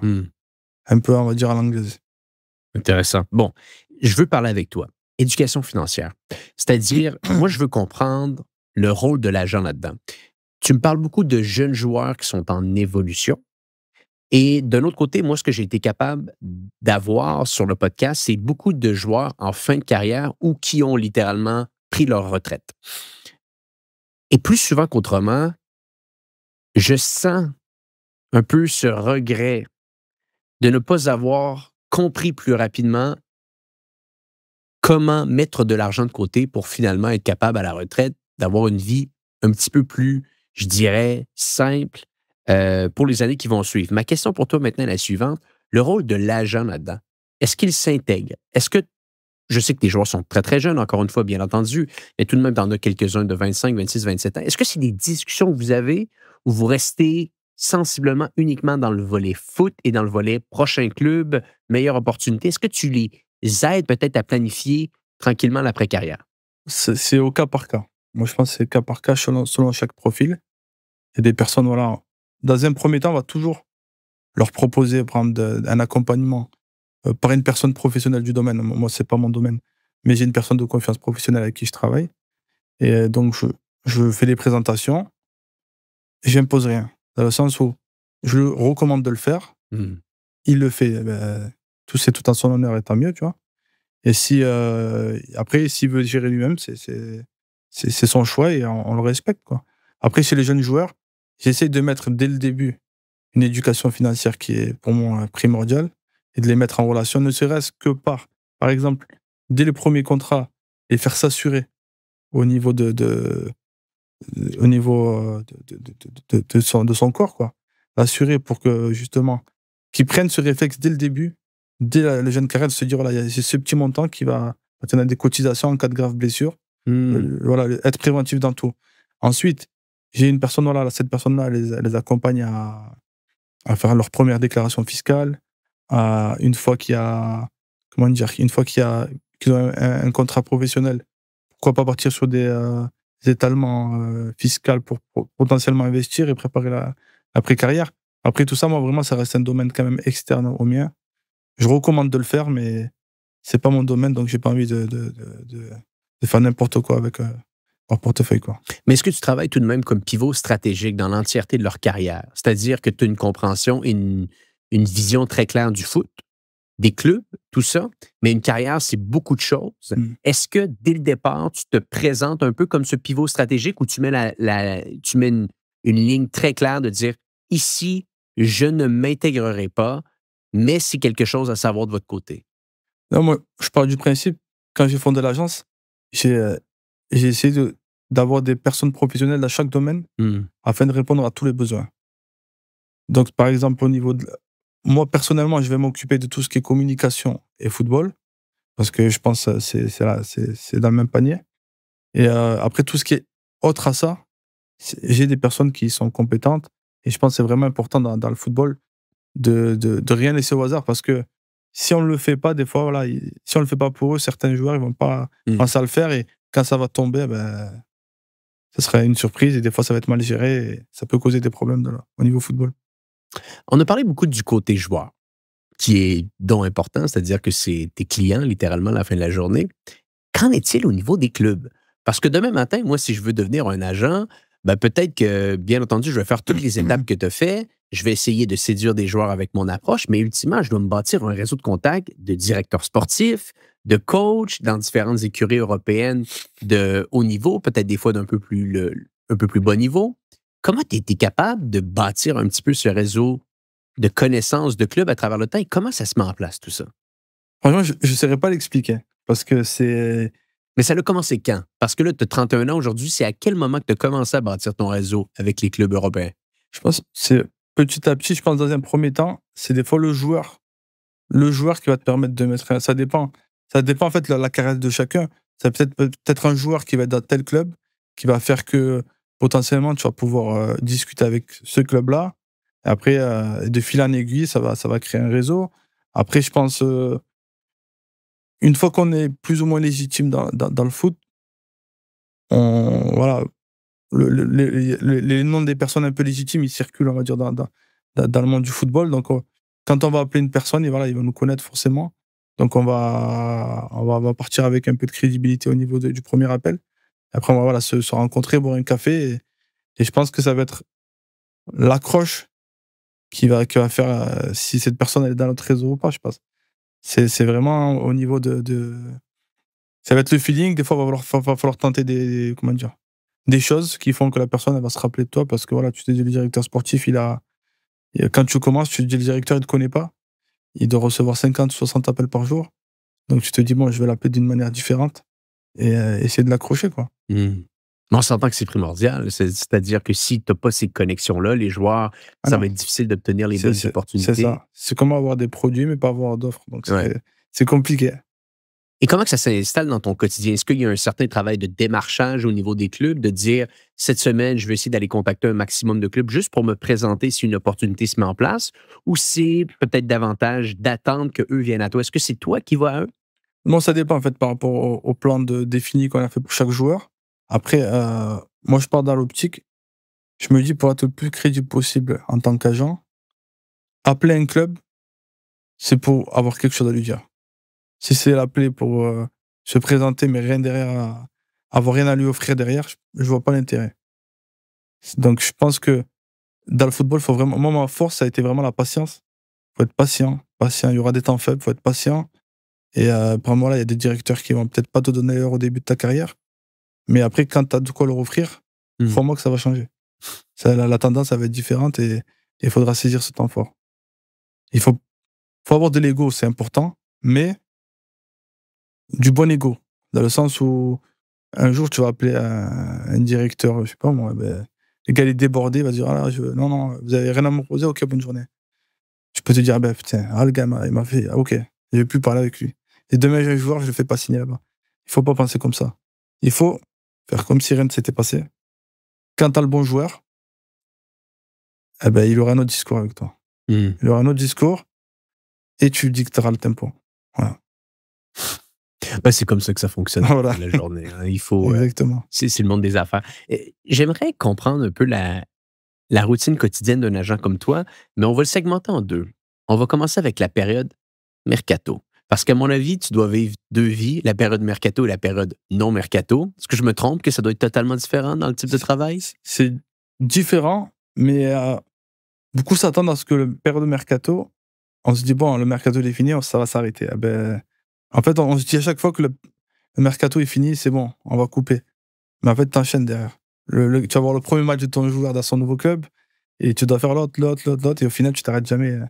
En fait, quand tu es agent, on va dire qu'il y a pas vraiment de période off. Hmm. Durant le mercato, oui, parce que tant que tu as pas fini tes dossiers, tu restes quand même sur le qui-vive. Tu te dis: «À tout moment, je peux pas m'organiser, Quand on te dit on va en vacances, non, je peux pas aller en vacances. Je sais pas où je serai dans un mois. Dans 2 semaines, même demain, je sais pas où je suis. C'est vrai que pendant le mercato, il y a ce problème-là. Mais par contre, en fait, ça dépend de ton mercato, quand tu le finis ou pas. Voilà. Moi, cet été, j'ai eu la chance de le finir rapidement. Donc, j'ai pu un peu, plus ou moins, limite souffler un peu en fin de mercato, plus que d'habitude. Mais hors mercato, je trouve que c'est à la limite plus de boulot. Mais ça ressemble à quoi en ce moment, ta semaine? Donc là, on est le dimanche aujourd'hui. Lundi, mardi, mercredi, la semaine prochaine, est-ce que tu vas voir des entraînements des fois? Est-ce que c'est uniquement les Non, matchs que tu vas les voir? entraînements, non, je préfère quand même rester, comment dire, ouais, pas être trop intrusif, quoi. Laisser quand même le joueur se développer tranquille. Dans la semaine, je vais peut-être avoir 2-3 cafés avec des directeurs et le week-end, un match, quoi. Donc, Toujours les matchs le week-end? oui, j'essaye d'avoir toujours des matchs et pendant la trêve internationale, j'essaye d'un peu me reposer, de rester un peu en famille. Mais sinon, tous les week-ends, c'est des matchs, ouais. Hmm. Et c'est les matchs au stade ou à la télé? Au stade et à la télé. OK, les deux. C'est-à-dire que, par exemple, quand j'ai un joueur qui joue, ben, j'en profite pour voir le match avec le directeur du club et après voir montrer de la présence, quoi, pour le joueur. Et, après le match, eh ben, à l'hôtel, je regarde le match de ceux que j'ai pas pu voir et des joueurs qui jouent soit à l'extérieur ou soit que, voilà. Et tu dis 2-3 cafés avec des directeurs sportifs de club. Toutes ces rencontres se font face à face? Ce n'est pas des visios, des appels? Non, il y a des appels. Après, bon, il y a des personnes qui deviennent. Il y a des directeurs qui deviennent, on va dire, limite des amis, quoi. Donc, Ouais, c'est important d'échanger sur plein de choses. Et après, même, voilà, montrer un peu de présence, c'est important aussi. j'imagine. C'est important parce que ça change un peu du téléphone. Donc, voilà, ça dépend de la relation avec chacun, quoi. Et ça t'oblige, j'imagine, à beaucoup voyager, pas simplement en Europe. Là, tu t'en vas aux États-Unis dans quelques semaines que tu me disais pour aller Le week-end prochain, là. le week-end C'est ça. prochain. Donc, tu bouges beaucoup. Tu es continuellement en mouvement. C'est ça, exactement. C'est la vie que j'ai décidé de C'est la mener. vie que tu as décidé. Mais ça fait partie un petit peu C'est ça. du cas précis. Dis-moi un petit peu, c'est quoi la suite pour Wilders? Donc là, tu nous parlais brièvement qu'il y a certains agents qui s'intègrent un peu à l'agence, essentiellement, qui amènent leurs différents groupes de joueurs. Et tu nous parlais d'un modèle à l'anglaise. Qu'est-ce qu'un modèle à l'anglaise? Tu peux peut-être expliquer le tout à notre audience aujourd'hui. Quand je dis un modèle en anglais, je veux dire que on prend l'exemple, par exemple, d'un transfer market. On voit des joueurs, on voit une grosse boîte qui a 200 joueurs avec et le joueur, il se dit bon, j'ai signé avec la boîte de Erling Haaland, par exemple. Ouais. Eh ben, l'agent avec qui tu signes, est-ce qu'il connaît Erling Haaland? Elle est là la question. Donc, c'est ce que je veux faire comprendre. Donc, quand je dis une boîte à l'anglaise, c'est-à-dire que, par exemple, il y a un, deux agents, pardon, je veux dire, il y a un joueur, un agent qui a un, deux, trois joueurs, il n'arrive pas à franchir ce cap de dire je dois me développer. Il va démarcher, on va lui dire ouais, mais t'as qu'un joueur ou deux joueurs. Tu vois, il va pas vraiment avoir cette force, cette crédibilité. Donc, l'idée, moi, de ce développement, c'était de dire voilà, ces agents-là, on les a sélectionnés par rapport à leur méthode de travail, par rapport à ce qu'ils dégagent, parce que ça va refléter quand même notre image. Et il faut vraiment pas gâcher ce qu'on a créé depuis le début. Et donc, l'idée, c'est de leur dire venez au sein du groupe, comme font les grandes boîtes anglaises. Vous mettez vos œufs dans ce panier-là. Et quand vous allez démarcher, au lieu d'avoir 3 œufs, vous allez avoir 8 œufs. Hmm. Et donc, ça va vous aider à vous développer personnellement.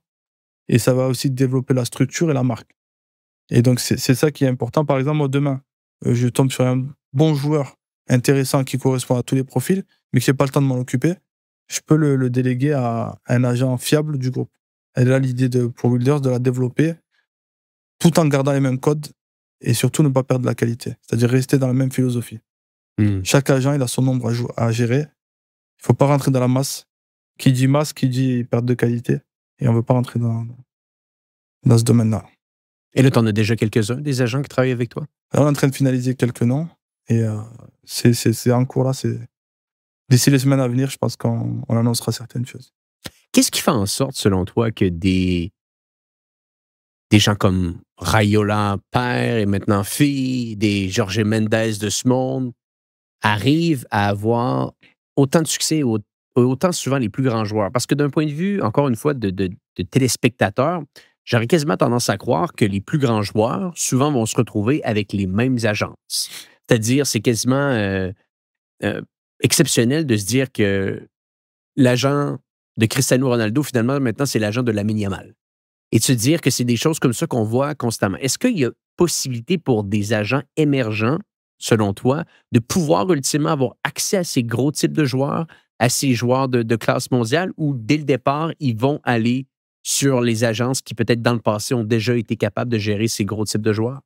Je pense que ça va dépendre, on va dire, de la relation qu'il y a avec le joueur.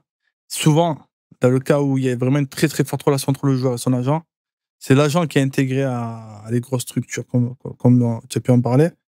Mais moi, l'idée, justement, c'est de je pense que dans le métier d'agent, les petites boîtes, elles vont être amenées à disparaître. Ah, Quand je dis amenées à disparaître, c'est en haut de la scène, hein, je parle pas au niveau des deals, des petits deals. Je parle au niveau en haut de la scène. Les petites boîtes, généralement, quand c'est un gros dossier, soit, elles se font mettre sur le côté. Du coup, ils perdent soit le joueur ou ils perdent le dossier.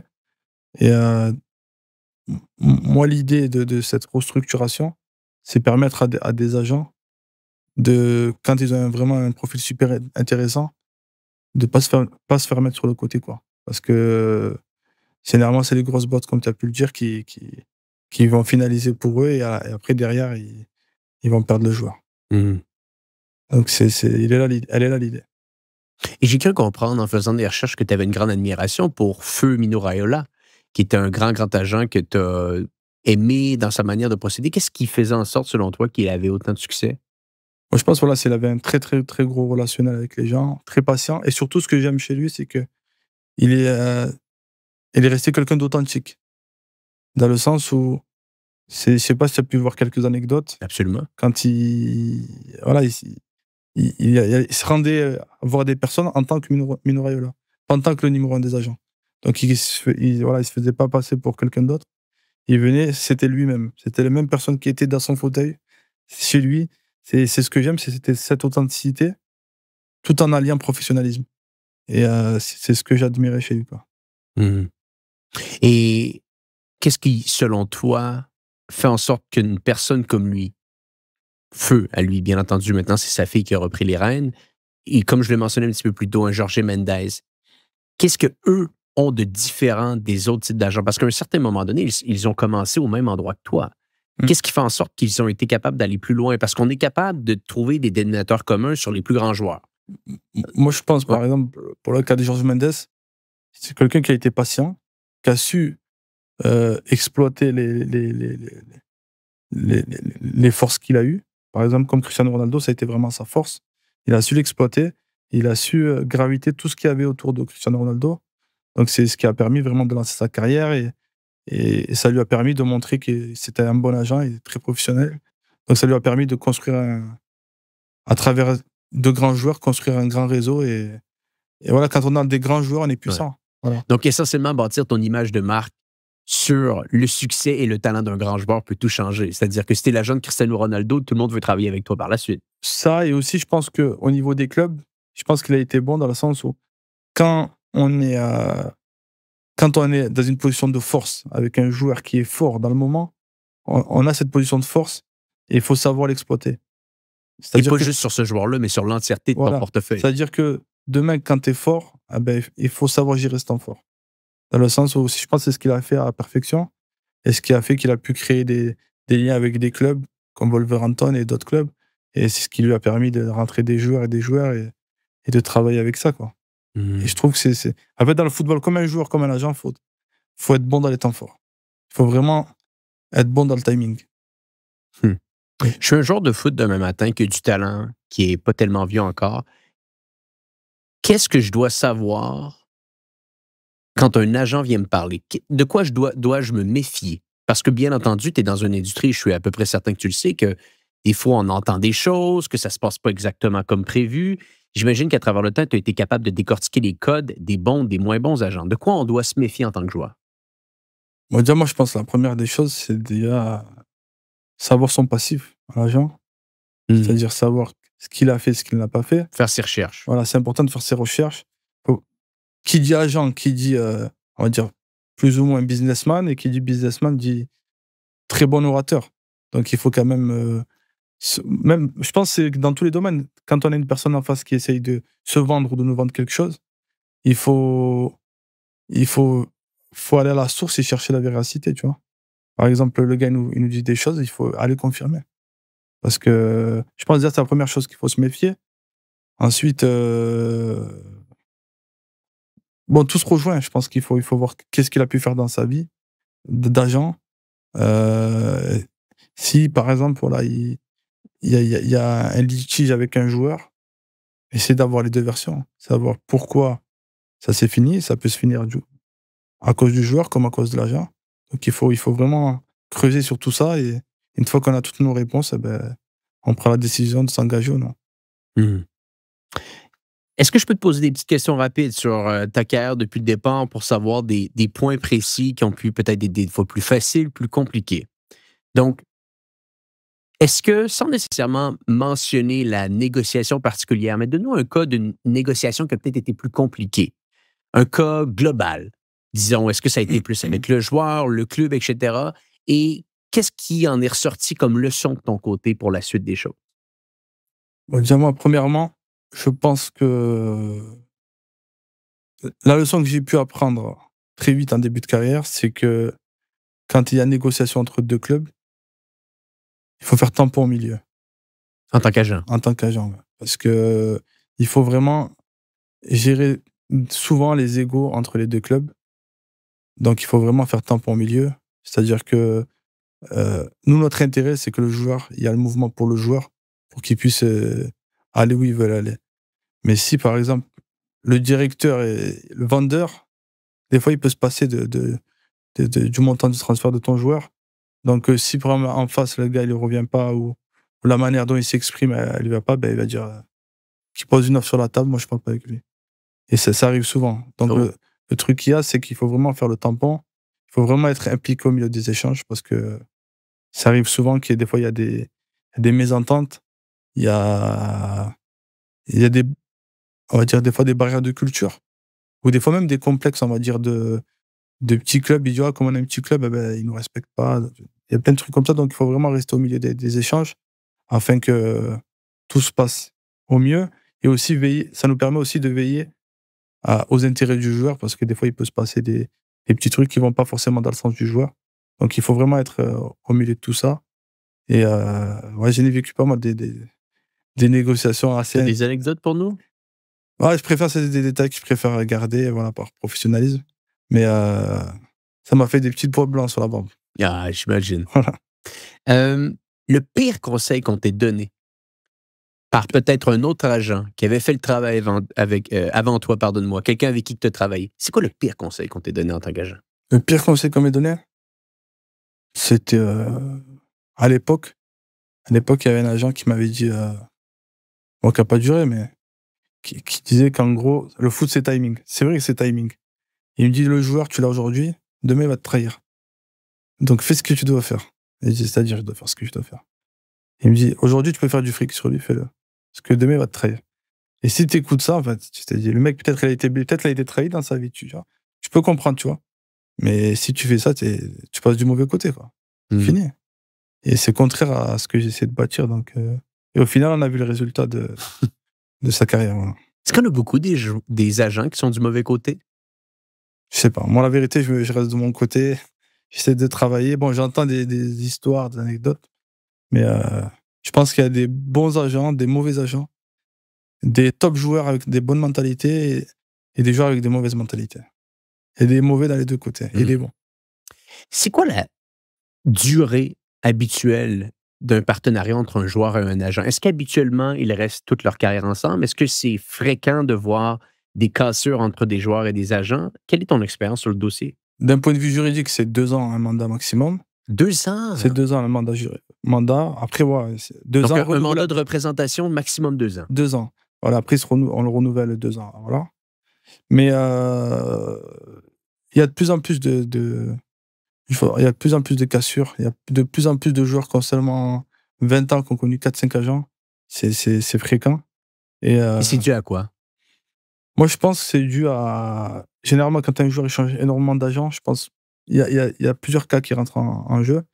Un joueur qui change 2-3 fois d'agent, Tu te dis peut-être le gars, voilà, il a été déçu d'une chose, sur un deal, sur quelque chose, ça peut arriver. Mais quand un joueur, ou peut-être il veut passer il veut franchir un cap, il dit bon, maintenant je dois, voilà,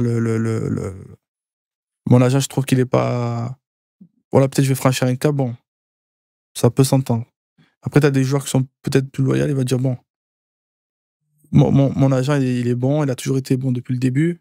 Là, on va dans un gros deal, et je vais peut-être lui dire associe-toi avec quelqu'un de costaud pour le deal. Il va pas le laisser tomber. Mais ce que je pense, c'est que quand un joueur il change énormément d'agent, à un jeune âge, je pense que l'entourage, il y est pour quelque chose. Mhm. Dans le sens où ça montre de l'instabilité, quoi. On met la faute sur le dos de l'agent. Voilà, ça montre de l'instabilité. Par exemple, il y a des joueurs qui sont pas performants, ils font une mauvaise saison, eh ben, ils veulent aller, comme je disais tout à l'heure, dans un grand club, alors que c'est pas la réalité. Donc ils vont dire je vais changer. Et l'année d'après, ça va pas marcher, il va vouloir changer encore. Et ça représente un peu de l'instabilité, même vis-à-vis des clubs. Eh ben, un joueur qui change énormément d'agent, c'est pas ça. À quel moment un agent va renvoyer un joueur? Renvoyer, c'est-à-dire le virer. Se dire on arrête de travailler ensemble, ce n'est pas fonctionnel. Quand, par exemple, moi, dans mon cas, si je vire un joueur, c'est parce qu'il va nuire à l'image de ce qu'on va faire, de ce qu'on veut faire. Et C'est-à-dire, nuire peut-être également à ta réputation face au directeur sportif des différents clubs. c'est ça, par exemple, un joueur. Voilà, nous, on travaille pour le joueur. Quand on dit pour le joueur, c'est-à-dire que si demain le joueur il fait une erreur, notre but, quand l'erreur elle a été commise, c'est bon. En off, je vais le défoncer dans le sens où je vais lui dire t'as fait n'importe quoi, on va. Maintenant, en public, on va essayer de réparer l'erreur. Mais demain, t'as un jeune ou un joueur, tu vois, qui fait des erreurs, par exemple, éliminatoires, eh ben, tu peux prendre des trucs très graves. Par exemple, qui rentrent dans le crime ou autre chose, ou des trucs, voilà, qui sont limite honteux. Au bout d'un moment, tu peux pas t'associer à ce type de choses. Ça arrive, ça arrive. Et comme un joueur, eh ben, il peut pas s'associer à un agent qui a manqué à ses codes. C'est normal. Est-ce que tu as des codes précis avec tes joueurs? Est-ce que tu as des règles précises que tu mets avec eux? De dire, je te donne un exemple. Moi, en travaillant avec moi, je ne peux pas recevoir des appels de coach ou de directeur sportif qui me disent que 2 fois par semaine, tu arrives en retard aux entraînements. Est-ce qu'il y a des choses comme ça que vous mettez au clair pour bâtir une réputation, une manière de fonctionner dans votre agence? Ça, c'est sur les jeunes. Très, très important. Sur les jeunes. Voilà, sur les jeunes, c'est que il y a le scolaire qui est important, et il y a surtout, moi, c'est le comportement est très, très important. Vraiment, un joueur qui va manquer de respect que ce soit à ses parents. S'il y a des parents qui peuvent taper, te dire le gamin, il m'a mal parlé, des trucs comme ça, tu dégages direct. Tu manques de respect à tes parents, ben, tu vas manquer de respect à tout le monde dans ta vie. Donc, ça sert à rien qu'on travaille. Ou un gamin comment dire? Voilà, moi, c'est le mensonge qui me dérange. C'est-à-dire que, par exemple, il va dire j'ai fait ça, ça, ça, il va se victimiser il y en a comme ça, ils se victimisent. Après, quand t'as la vérité, tu lui dis viens, on va s'asseoir avec le directeur. Tu lui dis pas. Il s'assoit, le directeur, il va dire voilà, il a fait ça, ça, ça. Tu vois, il commence à se gratter la tête, il baisse la tête. Tiens, mais c'est pas ce que tu m'as dit tout à l'heure, non? Et des fois, c'est des détails comme ça qui font que. Voilà. Donc, tu es vraiment impliqué. Ah ouais, sur les gamins, Tu es comme un papa un peu pour eux. Si je le prends, je dirais grand frère, je suis quand même vieux, d'accord. Mais si on le prend, c'est qu'on y croit. Donc, moi, ce qui m'énerve, c'est quand un gamin, il a tout pour réussir, mais c'est lui-même son propre adversaire, tu vois. L'exemple que tu m'as donné, est-ce que ça s'est déroulé pour vrai? Lequel? C'est-à-dire d'avoir une discussion avec le directeur sportif et préalablement, tu avais eu une information du joueur qui te disait X, le directeur sportif te dit autre chose et toi, tu viens t'intégrer au milieu pour essayer de régler la situation. Est-ce que c'est un cas qui est Ah arrivé? oui, ça arrive souvent. Ça arrive souvent. Donc ça, c'est ton quotidien. Ça arrive souvent. Par exemple, il y a le directeur, il me dit ah bah attends, ne bouge pas. Et je vais amener le coach. Cette fois, on se retrouve avec le coach, le directeur et le joueur. Et des fois, le joueur, il dit vrai. Hein. Des fois, le joueur, il dit vrai. Des fois, t'as des personnes qui peuvent. Des fois, t'as des coachs, il te dit bah, il va te dire que le joueur, il a fait quelque chose. C'est rare, hein. Mais des fois, le joueur, faut pas toujours l'accabler. Des fois, c'est vrai. Des fois, je veux dire, ce qu'il dit, c'est vrai. Mais ça arrivé que voilà, le joueur, il est là et il n'ose pas lever les yeux parce que le téléphone l'a menti. T'as dit, je joue pas parce que Le coach, il m'aime pas, il préfère lui. Moi, j'ai tout fait, j'ai fait tout ce qu'il fallait. Et là, tu t'assois et tu dis: «Ah bah, écoute, tu joues pas parce que à l'école, il a fait ça. À l'entraînement, il est pas venu. À l'entraînement, il était en retard». Tu vois? Et là, tu le vois, il te regarde même pas. Il dit: «Putain». Il sait que dès qu'on va sortir, ça va être chaud. Ah! Donc, tu as un rôle de médiateur. C'est important, hein. Chez les jeunes, c'est important. Mmh. Ben, c'est primordial même. C'est ça. Et par la suite, est-ce que c'est ton travail d'aller dire ça aux parents derrière? Ça dépend, ça dépend. Les parents, quand c'est grave, il faut toujours dire. Mmh. Quand c'est des petits trucs, moi, je leur donne du crédit dans le sens où quand c'est une petite erreur, j'ai ce rôle, on va dire, plus ou moins de grand frère.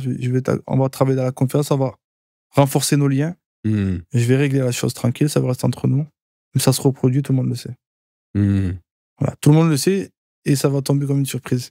Je te dirai pas, tu vas arriver à la maison, ils vont tous t'attendre. Voilà. Mmh. Donc, c'est impressionnant le lien de confiance qui doit se créer entre toi et tes joueurs.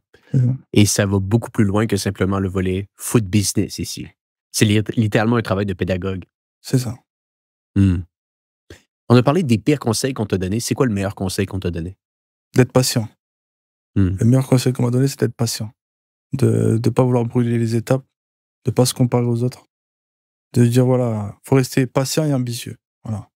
Faut pas être trop patient non plus dans le sens où tu te dis, bon, mais il faut être patient dans le sens où, dans le foot, il va y avoir des choses qui vont, en temps normal, tu laisses pas passer. Donne-moi Mais un exemple. je te donne un exemple. Des fois, tu vois, il peut y avoir certains comportements que ce soit de club ou de joueurs. Tu te dis, putain, le gars, tu vois, si c'était tous les jours, tu vois, tu te dis, ah, je vais pas rigoler avec lui, tu vois. Mais des fois, il faut faire un peu le dos rond. Et après, au bon moment, tu vas sévir, tu vois. Au bon moment, tu vas intervenir. Et pour moi, c'est ça la patience. Par exemple, demain, comme j'ai expliqué tout à l'heure, euh, tu vas appeler un directeur, au début de ta carrière, il va limite t'envoyer balader, quoi.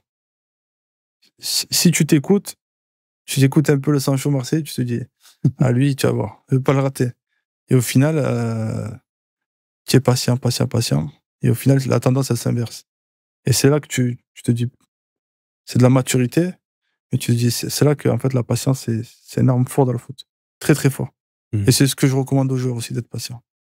Parce que dans le foot, en fait, il faut juste bien canaliser son énergie.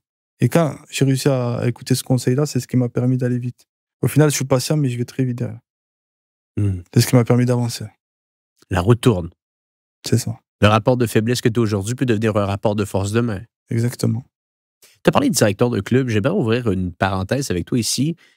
Je sais que, bien entendu, tu défends les intérêts des joueurs et non les intérêts des clubs ici. Mais est-ce que quelqu'un qui t'a marqué, un directeur sportif qui t'a marqué dans son approche, dans sa manière de procéder, qui était très juste, qui avait pour objectif, bien entendu, les intérêts de son club, mais peut-être les intérêts de son joueur également. Bref, est-ce que quelqu'un dans ta carrière jusqu'à maintenant qui t'a marqué? En tant que directeur? Ouais. Il y en a plusieurs. Il y a plusieurs personnes qui m'ont marqué. Il y a, moi, la première personne vraiment que j'avais bien aimé, qui m'avait bien mis à l'aise dans le métier du foot, c'était Grégory Lorenzi, qui est directeur à Brest. Mmh. Très, très bonne personne. Et c'est des personnes, franchement, s'il y avait beaucoup de personnes comme ça dans le monde du football, je pense que ça serait un peu plus facile. Et après, il y avait aussi Mehdi Benassia À Marseille? à Marseille, ouais, qui est. Je vois, j'ai bien aimé cette reconversion, tu vois. Très professionnelle et avec l'ADN marseillais, tu vois. Mmh. Ça a permis Il fait ses classes très Ah ouais, rapidement, ouais, Mehdi, là. franchement, ouais. C'est un travailleur après, hein. C'est un travailleur, il a connu le très haut niveau. Il a pris sa retraite il y a quelques années seulement. C'est ça, c'est ça. Et c'est une personne qui m'a marqué un peu de temps dans le foot, franchement, ouais. Et je pense que Marseille, c'est qu'une étape pour lui dans sa longue carrière de directeur. Mmh. Ah, c'est un beau début tout de même. C'est pas mal, franchement, avec ce qu'il a réussi à faire là, en peu de mois, Ouais. c'est pas mal du tout. Non, Marseille ont un très, très beau club cette année. On fait des beaux transferts cet été. Au-delà des joueurs, parce que, comme je disais au début, au niveau de la structuration Mmh. du quotidien des joueurs, Marseille avant son arrivée, c'était compliqué. Il a vraiment mis une exigence très, très haute avec des directeurs de performance, tout ça. Et ça se voit sur le développement des nouveaux jeunes joueurs qui viennent de récupérer là. Je pense que Marseille, il faut lui laisser le temps un petit peu de faire parce que Marseille, on est un peu comme je dis, c'est un peu éphémère. Il faut laisser le temps de mettre en place ce qu'il a mis en place et je pense que ça va être très, très fort. Tu as mentionné un terme intéressant au-delà des joueurs. Tu représentes ou tu représentais, je ne sais plus exactement, des entraîneurs. Il y a Ziani qui a été dans Stéphane. Stéphane Ziani qui a été dans ton agence. Est-ce que c'est une ambition que tu as de représenter à terme plus de coach ou tu veux rester davantage dans le volet joueur? Pour moi, c'est deux métiers différents. Parce qu'un coach, c'est une personne d'un certain âge. Voilà. Tu n'auras pas à faire la médiation Voilà, aussi, hein? C'est ça, c'est deux métiers différents. Après, ça reste une égo, ça reste une égo. Mais coach, je trouve que c'est un aspect différent. Et pourquoi? Ben, je peux comprendre globalement, mais donne-nous les subtilités de la différence. Moi, déjà, l'objectif, comme je t'ai dit, c'est de prendre un jeune, de l'amener d'un point A à un point B, le développer. Ou un joueur, pas forcément un jeune. Un coach, c'est différent. Un coach, c'est un marché différent. C'est des timings totalement différents. Et donc, et même humainement, comme j'ai pu te dire, c'est différent. Donc, c'est un avantage d'avoir un coach, c'est sûr. Certain. Mais je pense que c'est une partie secondaire du métier. C'est un complément, je pense. Mais ça reste quand même une force. Avoir un coach dans un club, c'est une force quand même. Ça peut créer des conflits d'intérêts, mais ça reste une force. Effectivement, qu'il peut y avoir des conflits d'intérêts. Parle-moi des marchés émergents. Tu vis à Marseille, tu vis en France, tu regardes un peu, je veux dire, le talent qui peut se mettre en place en France, mais tu as beaucoup de joueurs qui sont venus à toi, qui font partie de ton agence, qui étaient des produits africains. Où sont tes yeux? Où est-ce que tu regardes les talents en ce moment se mettre en place? Tu as également placé des joueurs en Amérique du Nord. Il y en a même 2 que tu as mis en place là-bas. Où est-ce que tu vois les joueurs se démarquer en ce moment, les marchés émergents? Là, aujourd'hui, on a mis en place une académie avec un joueur à moi, Ignatius Ganago, au Cameroun, à Douala. Ah. C'est l'académie Nal Palmers. Et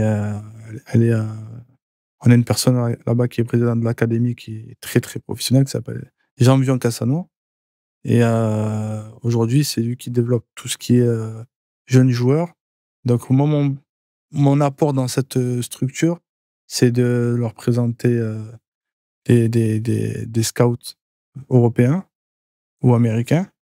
Et avec Ghana, on essaie d'organiser des tournois annuellement, faire venir des scouts et qui détectent des jeunes talents. Voilà. Comme chaque année, on organise généralement en juin un tournoi. Et après de là, voilà, mon but, c'est de faire venir les scouts la saison dernière, il y avait Marseille, Nantes. Voilà, c'est pas mal de clubs européens. Et voilà, quoi. Le but, c'est de donner une chance à ces talents. Voilà. Donc, en Afrique, est-ce qu'il y a d'autres pays en Europe que tu regardes précisément? Non, après, moi, j'aime bien regarder le championnat belge. Je trouve que c'est un championnat dans lequel surtout les joueurs offensifs, on peut vraiment... C'est vraiment un championnat tremplin, je trouve. Pour les joueurs offensifs, c'est bien. Parce qu'on peut mettre pas mal de buts. Et il y a des joueurs, par exemple, qui peuvent, de Belgique, sans passer peut-être par la CAS France, aller dans des très grands clubs anglais. Et je trouve que ça se fait de plus en plus. Comme le lien, par exemple, qu'il y a entre la Scandinavie et la Belgique, quand on prend les dossiers, c'est vraiment un bon tremplin pour les pays scandinaves et la Belgique. Et derrière. Et pourquoi? Parce que je pense que le championnat, déjà, c'est beaucoup plus ouvert. Parce que quand on regarde bien le championnat français, c'est assez fermé au niveau du jeu. Là, c'est en train d'aller un peu mieux. Mais au niveau du jeu, c'est dur de stater en France. Alors qu'en Belgique, on state vite. Et qui dit offensif qui state vite, ça attire les grands d'Europe. Donc, voilà. Et c'est tellement intéressant, ces différentes subtilités. C'est peut-être là que j'aimerais tranquillement bouger la conversation. On parlait un petit peu plus tôt. La différence entre un mercato hivernal et un mercato estival. Oui. Donc, j'aurais tendance à croire, dans ma compréhension limitée du foot, qu'un mercato hivernal peut se faire peut-être un petit peu plus rapidement parce qu'on a besoin d'avoir un joueur spécifique pour une équipe. Des fois, ça peut se faire uniquement pour un prêt pour la fin de saison. Un mercato estival, il y a un petit peu plus de temps, donc peut-être que les décisions sont davantage réfléchies. Et ça change également, toi, de ton côté, ton travail en tant qu'agent. Est-ce qu'au Mhm. meilleur de tes connaissances, tu pourrais expliquer à notre audience les distinctions qui se mettent en place pour un joueur, pour un club, entre un mercato hivernal et un mercato estival? Moi, je pars du principe que un mercato d'été, on construit un effectif. Alors qu'un mercato d'hiver, on le complète. C'est-à-dire, Ah, on répond à des carences. Donc, par exemple, des joueurs peuvent signer en hiver dans des clubs qui ne reflètent pas leur niveau. C'est-à-dire qu'il y a beaucoup plus d'opportunités pour les joueurs, je ne vais pas dire moyens, mais je veux dire que des joueurs moyens peuvent se retrouver dans des grands clubs sur un mercato d'hiver. Parce que le marché il est limité. Les équipes, ils ferment un peu les portes aux meilleurs joueurs parce que, en fait, les clubs, pendant le mercato d'hiver, ils vont essayer de se préserver, perdre le moins de joueurs possible, tout en complétant leur effectif. Donc, ça fait qu'il y a peu de joueurs sur le marché. Et donc, par exemple, demain, on a besoin d'un attaquant, eh ben, et qu'il n'y en a pas énormément sur le marché, on ne va pas forcément prendre un top attaquant parce que c'est dur. Et surtout, voilà, le budget, des fois, il est bien entamé en janvier. hmm.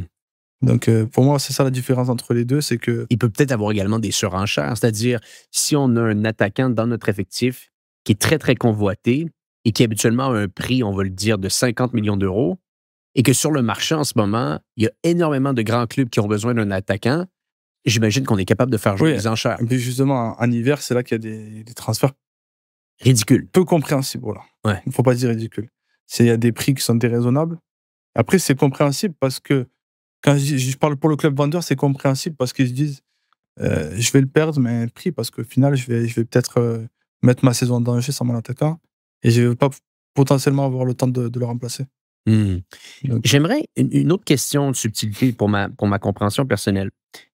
Ignatius Ganago, oui, tu le fais signer à Boston, en prêt, si je crois bien, avec option. avec option d'achat s'il joue 60% des matchs. C'est ça.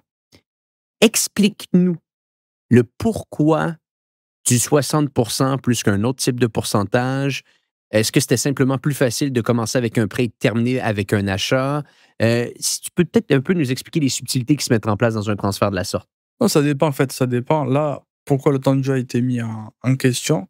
C'est parce qu'il revenait des ligaments croisés. Donc, en fait, c'était, on va dire, plus ou moins une garantie pour le club de se dire que le joueur, il va revenir à son niveau, ce qui a été le cas. Et donc, c'était pourquoi la clause de mettre du temps de jeu. Ça dépend, en fait, de chaque cas de figure. Par exemple, un exemple tout bête, quand il y a des joueurs qui disent, il y a des clubs qui disent, voilà, on a acheté tel joueur avec, sur un prix, on a pris un joueur avec, sur un prêt avec option d'achat, avec obligation d'achat. Si le joueur a mis 15 buts, ça arrive, il y a plein de clauses comme ça Oui, qui il y peuvent avait être mises. Nico Jackson récemment. Il y a eu un prêt à 15 millions, D'accord. obligation d'achat s'il commence 40 matchs dans l'année, ce qui est quasiment impossible. Voilà. Donc, il y a des clauses souvent qui se mettent Voilà. comme ça Ou en place. des grands clubs qui vont acheter un joueur sous la forme de prêt avec obligation d'achat si le club est maintenu. Alors que le club, il joue la Champions League chaque saison. Ça arrive aussi, des fois, c'est pour certains équilibres financiers au niveau de la balance, de la DNCG, tout ça. Donc, c'est certains, on va dire, plus ou moins étalement de crédit, quoi. Et toi, ton travail là-dedans, c'est de s'intégrer un petit peu à travers ces deux clubs et d'essayer de défendre ton joueur un peu. Voilà, le but, c'est que les clubs, OK, vous pouvez vous arranger, il n'y a pas de souci. Mais il ne faut pas que ça impacte le joueur. Mm. Et il ne faut pas que ça mette peut-être le deal en péril par rapport à arranger un club ou l'autre. Voilà. Le but, c'est vraiment de veiller à ce que le joueur ait ce qu'il veut dans ce deal. Mm. Voilà, donc, vos arrangements, il n'y a pas de souci tant que ça n'impacte pas le joueur. Voilà. Pour terminer, c'est quoi qu'on peut te souhaiter pour la suite? On est en septembre 2025. Qu'est-ce qui pourrait être exceptionnel pour toi dans cette saison 2025-2026? Avec mes joueurs actuellement, ben, ils fassent une très très bonne saison, qu'ils atteignent tous leurs objectifs à court et long terme et continuer dans la dynamique où on est actuellement. Mm. C'est tout ce que je souhaite et je souhaite aussi pour mes joueurs. Voilà. Ben écoute, Djibril, ça a été exceptionnel de t'avoir sur le podcast aujourd'hui. On n'avait pas reçu beaucoup d'agents et peut-être tu pourrais terminer avec ton conseil parce que on veut tous devenir des joueurs pros quand on est jeune, mais rapidement, la réalité frappe à notre porte et on se rend compte qu'on n'a peut-être pas le talent pour faire partie du 1%, du 1%, du 1%. Donc, on va peut-être bifurquer, on va peut-être faire des podcasts de foot, on va peut-être devenir des entraîneurs de foot, on va peut-être devenir des agents de foot Pour les gens qui vont nous écouter aujourd'hui et qui auraient l'ambition de devenir agent de joueur de foot, par où on commence? C'est quoi les conseils qu'on peut leur donner? Donc moi, le conseil déjà, c'est, je pense, de bien étudier le travail, de bien étudier, quand je dis étudier, c'est savoir est-ce qu'on est prêt parce que quand on fait agent, on sacrifie pas mal de choses dans notre quotidien. Ça impacte quand même notre, faut savoir très bien gérer le personnel et le professionnel parce que dans le métier d'agent, le personnel, il s'est fait un peu marcher dessus par le professionnel. Donc il faut savoir est-ce qu'on est prêt à ça? C'est la première des choses. Est-ce qu'on est prêt à, parce que voilà, 90% des gens, ils rentrent chez eux, ils éteignent le téléphone, ils sont tranquilles à la maison en famille. Est-ce qu'ils sont prêts quand même à impacter à faire ce sacrifice-là? Parce que moi, je l'ai fait et je le regrette pas parce que j'aime ce que je fais. Mais je veux dire, il y a déjà cet aspect à voir. Je pense que c'est la première chose à étudier. Après, ensuite, je pense travailler, être patient, apprendre. Pas être pressé vraiment. Il faut chacun à son heure, chacun à sa trajectoire. Donc il faut prendre ce qu'il y a à prendre, petit à petit. Ça peut aller vite, plus vite que prévu, mais petit à petit, il faut pas se décourager, il va y avoir des portes fermées. Et il faut trouver la solution d'y entrer, même si elle est fermée. Voilà. Ben écoute, c'est des conseils assez exceptionnels. Djibril, merci d'avoir été avec nous aujourd'hui, d'avoir fait le déplacement de Marseille à Barcelone. J'apprécie grandement. Avec grand plaisir. Et pour les gens qui nous écoutent, on se dit à bientôt pour un prochain épisode du podcast Histoire de foot.